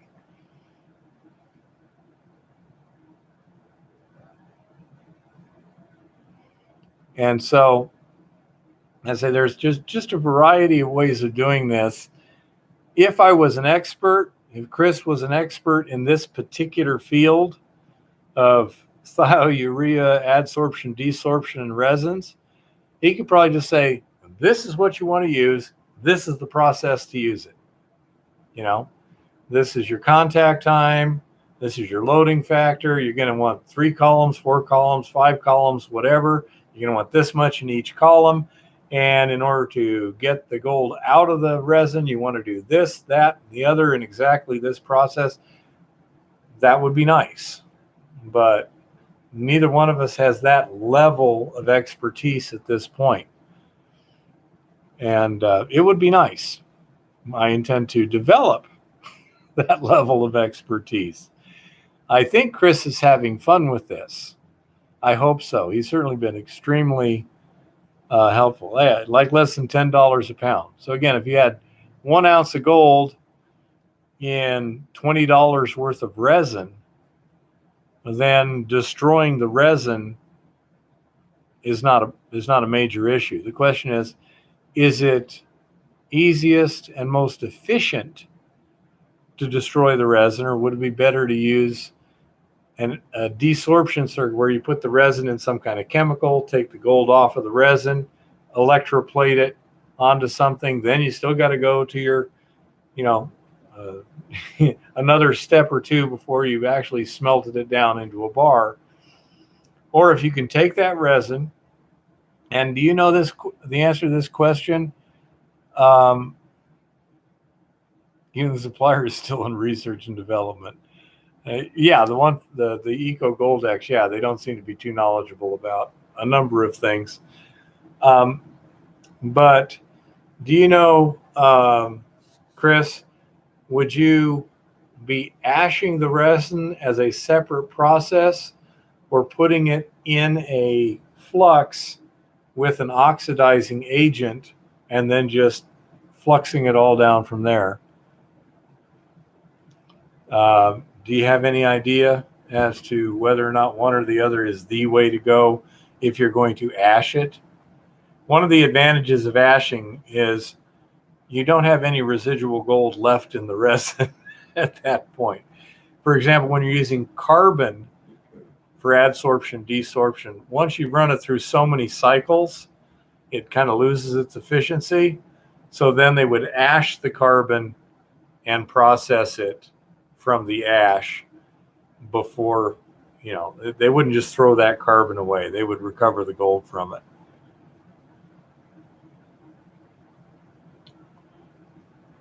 Again, Chris, any idea? Do you have any certainty on whether it would be best to ash the resin first, or put it in a flux essentially as is? Just dry it, flux it, and smelt it. Certainly that would be a simpler process. Anytime you can do stuff in one step instead of two, you've improved your simplicity, which has a value. And so that would be desirable if we could.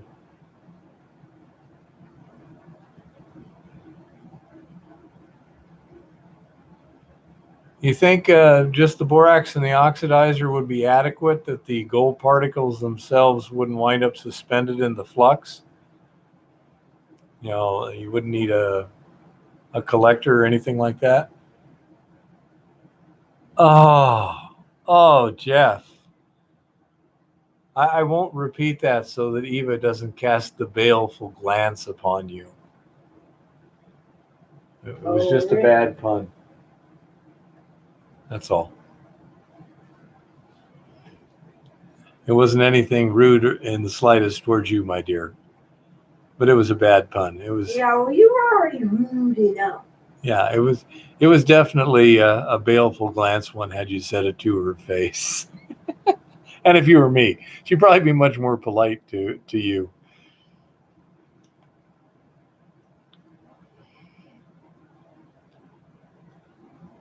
So what do you think, Chris? Ash the experts, yeah. Because the other thing that's easily potentially doable is, once you've done your smelting, depending on the chemistry, your slag is basically glass. And so you can take that and run it through the impact mill again and leach it. Any residual gold you're going to wind up with again. So that if you have, say, a 10% loss, it's not really a loss, But that's that's something some people forget to do, is process the slag. Okay, that would be good, Chris, because I think if we could just do that directly and then grind the slag and re-leach it, I think the losses would be really minimal that way. It would be easy to test. And gosh, that would be a simple system.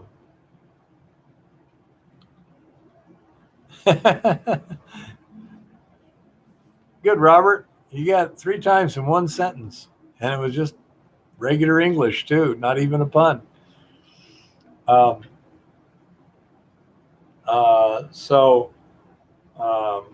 That may be the way we go, especially on the small scale. Large scale, of course, the complexity is less important than the efficiency. So we may very well try that one.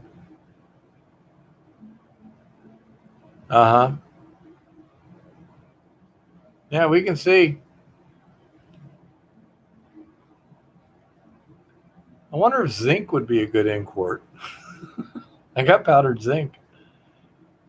But then you'd have to cupel it instead of, well, I don't know. I could part it possibly. Interesting.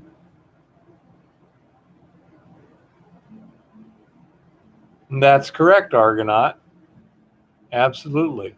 You also have to look at how easy it is to reduce it to ash and how many losses you have in that process. If you're using an electric furnace, I could think that, that could work pretty well. If you're using a gas-fired furnace, I would think that wouldn't be a good way to go. Okay, why would it be a bad inquart, Chris? Does it not dissolve the silver?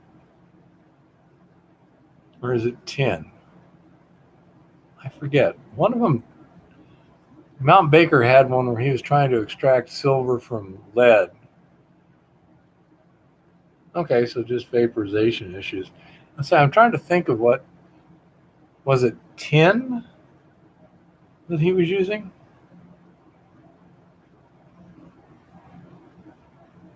So, say I'd like to just be able to, mix up a particular flux and blend it with so much resin and cook it down would be nice. But might have to ash it first. Again, just to reduce your volume. That's certainly a possibility. I don't know. Chris, bismuth would be better. Could be. I wouldn't know. But Chris, I do have that covered crucible. Tin. Okay. Yeah, because the guy from Mount Baker, Jason, I think, said that like the tin is, silver is like 400 times more soluble in tin than lead, so it'll separate, and they're immiscible. The idea is you create a skim of tin on top of your material. You stir it up, and everything's all molten. You stir it up, then you let the tin float to the top.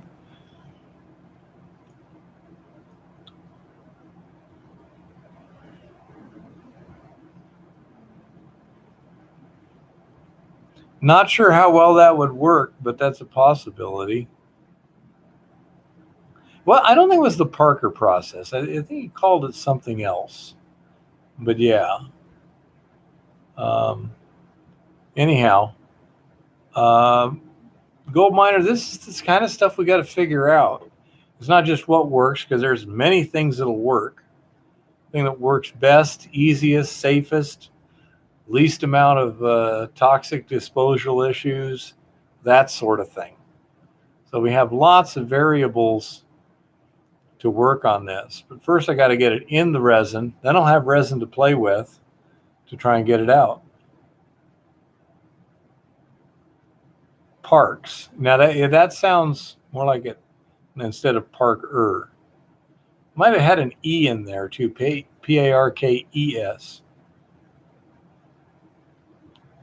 Yes, he has in the past. Although he also used Portland cement to cupel with. Absolutely. But again, there you have to have another process where you're adding a collector metal and then getting rid of the collector metal. It's nice if you could just do it in one step. What do we got here? I was thinking of something and senior moment. We also have about equal amounts silver as gold. Although, interestingly enough, in the screened materials where we had the coarser material and the finer material had a much different gold to silver ratio than the coarser material did. I think the coarser material is mainly has a higher ratio rather of the dolomite, and the finer material has a higher ratio of the just pure limonite sort of stuff. But it was interesting. And so that, let's say with roughly, this stuff's generally running 2 to 1 to 1 to 1 gold to silver. So say whether we need to import silver or not, I don't know. But yeah, we could, if we imported some silver, we could then part it later fairly simply. That's pretty easy to do. For those of you who are not familiar with parting,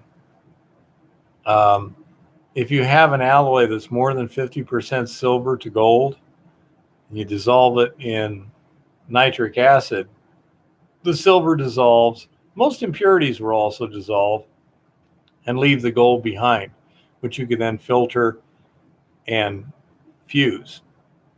But the silver in solution can then be easily precipitated by adding chloride ions, often in the form of just table salt. And that'll precipitate the silver as silver chloride, which again, then you filter and flux and smelt.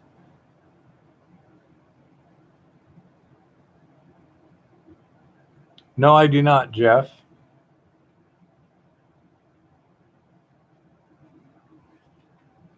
Yeah, I'd say we might do that, Chris. We just have to see what we get, because I'd say at 1 to 1 silver, we should be able to part it. But I think we're probably going to want to add, at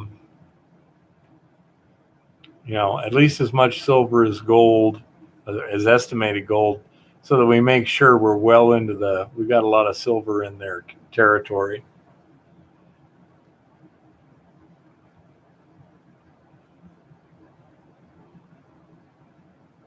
I don't know, it'll be interesting to see if that nitric acid is filtered when I get back, because it was going pretty slow through the filter paper, but it was doing a good job of coming out clean. And if it's all filtered, then I can basically rinse the solids again and try smelting them down. That would be interesting to see what we got over several weeks of electroplating at 2 volts. It's not efficient, that's for sure, but it'd be interesting to see what we get. Anyhow, I'm also interested in just trying to direct zinc precipitation out of solution, as much just to get a damn bead of gold as anything else at this point. It can be frustrating.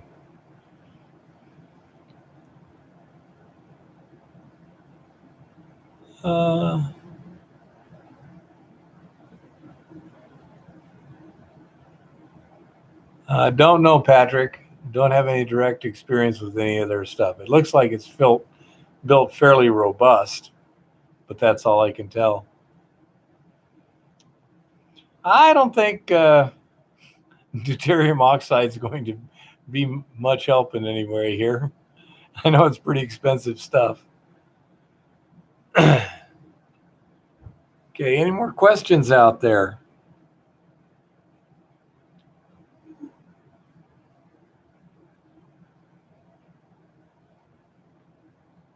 Something we're going to have to see if we can't even give you guys a baleful glance just so you can observe the phenomenon. It can be terrifying when you're affixed with it.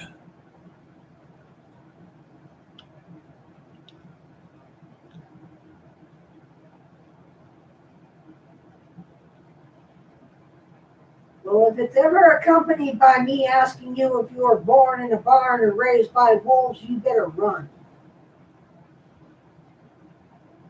That's deuterium oxide, Roberts. Yep. So you've already worn out one of their tables. Is that it, Patrick? Did it deteriorate or just wear out?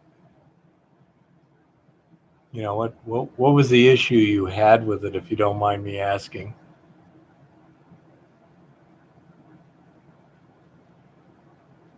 Theoretically, the Eco Gold X will also dissolve the silver and PMGs. That's what they said. I have not independently tested the solutions for that, and therefore I cannot comment with any direct knowledge. Chris may have some theoretical knowledge on what it should dissolve.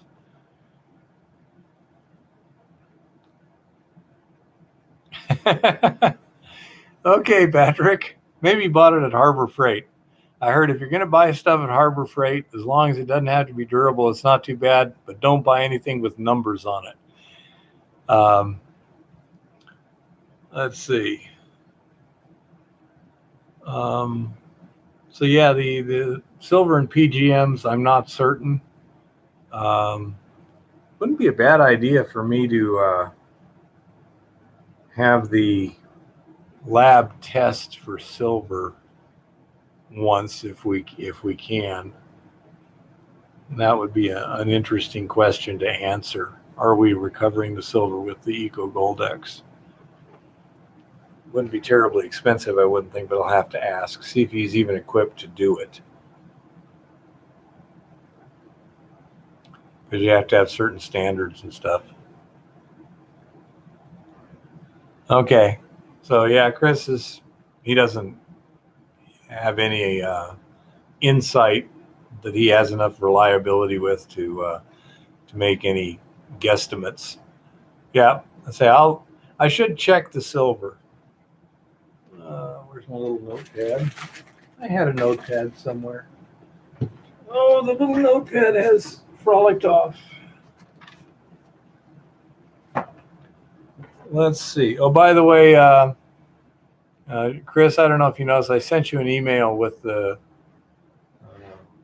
stuff on that other leaching agent, and it looked like it was more of a normal report as opposed to promotional literature. I can't tell.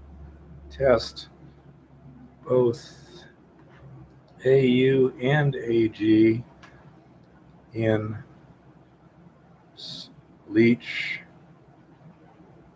pregnant solution sample. Yeah, this big pregnant solution sample I'm making, that'd be a good thing to run the silver also if possible. That would be a good thing because that'll let us know.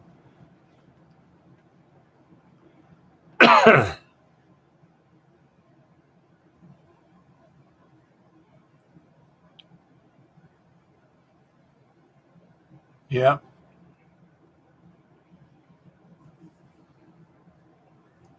Yeah, the shaker tail, I would imagine it's the drive mechanism that's the thing that takes the beating.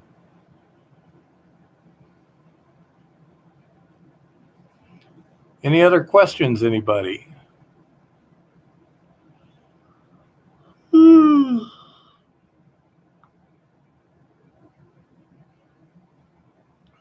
Good question, Truth Seeker.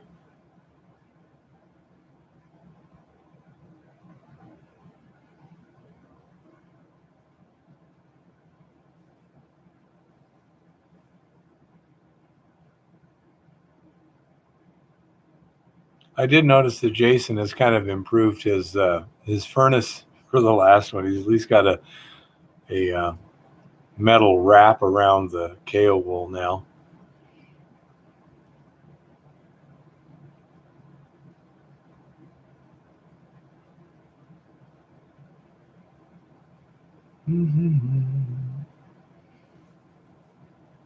Still waiting for Patrick to answer Truth Seeker there if he gets it.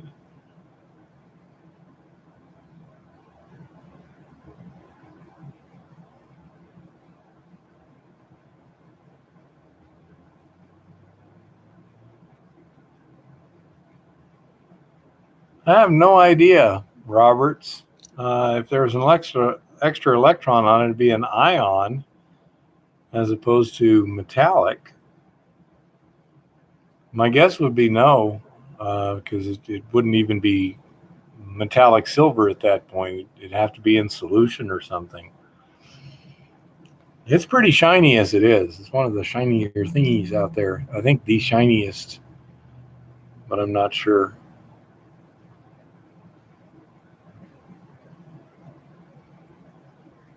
Huh. Okay, Patrick. Yeah, sometime I'd like to go to Mount Baker and run some stuff and see how everything works out.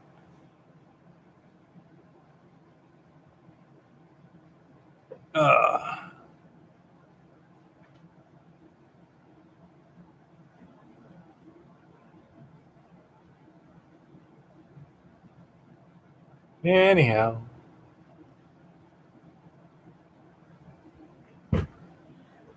Anyone else got any questions? Yeah, it's a pretty expensive way to make gold. We do it cheaper than they do.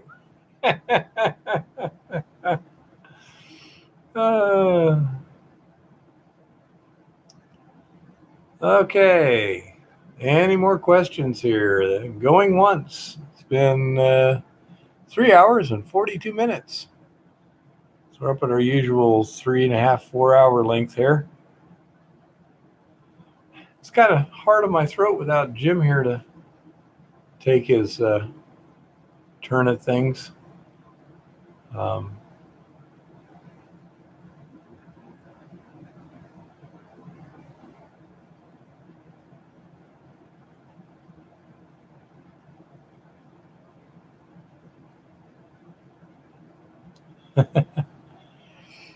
Anyhow, so I don't see any new questions here. Want to thank everyone for showing up, for all the input.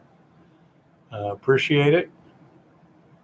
And again, I'll keep you updated as I get this all done, so that you can make a lot fewer mistakes than I do. So that's part of the thing. I expect to make a lot of mistakes. I don't expect to optimize instantly. It takes iterations to do that. I want to thank again Chris for all his help on all this stuff. He's invaluable. And most of all, I want to express my happiness that Eva is getting better. That she's more her usual perky, snarky self. She's quite the character, and I love her for it. So, and Chris is saying good night, Eva. Good night, everybody. And let's see. So, anyhow, things are going reasonably well here. Yeah, I agree, Truth Seeker. She looked back to normal visually. She's not, but at least her energy level and stuff is reassuring. Yep. And she goes to a doctor tomorrow just for kind of a checkup and to ask about some other issues and this and that, none of which are serious. But it'd be nice to have a doctor check on her too. So anyhow, you guys take care. Keep it safe out there. And I'll try and get what I can done, especially on the resin stuff this week. There's just so many different things I'm trying to do all at once. It would be, thanks, Patrick. It would be nice to have a little help, but it's really not justified at this point. We're actually into production and cranking out and moving some rock. Yeah, then it might make some sense. But for right now, I would say no. So that means I just got to do it all myself, which sometimes is a bit annoying. And another thing too is it used to be that, Eva would go out to the ranch and help me out a little bit and just sit there and do crocheting or reading or something. It was kind of nice to have a little company, but she's just trying to rest right now, and that's a great thing. I haven't needed her for anything. There was times before where I actually needed an extra pair of hands for a short bit, like stretching those big tarps and stuff, or believe it or not, just spraying that water. While I'm digging, she's just soaking down the dirt. That stuff takes the water so slow that that was really important. So, anyhow, Matthew 6:19-21. Okay, I will go ahead.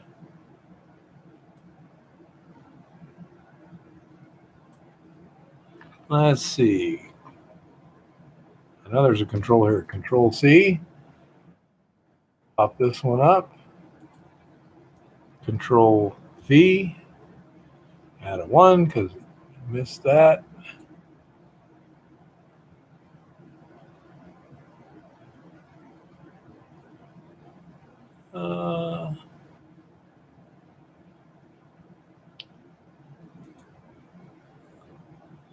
Do not store up for yourselves treasures on earth where moth and vermin destroy. Store up your treasures in heavens, where there your heart will be also. Yes, she is my treasure, by far.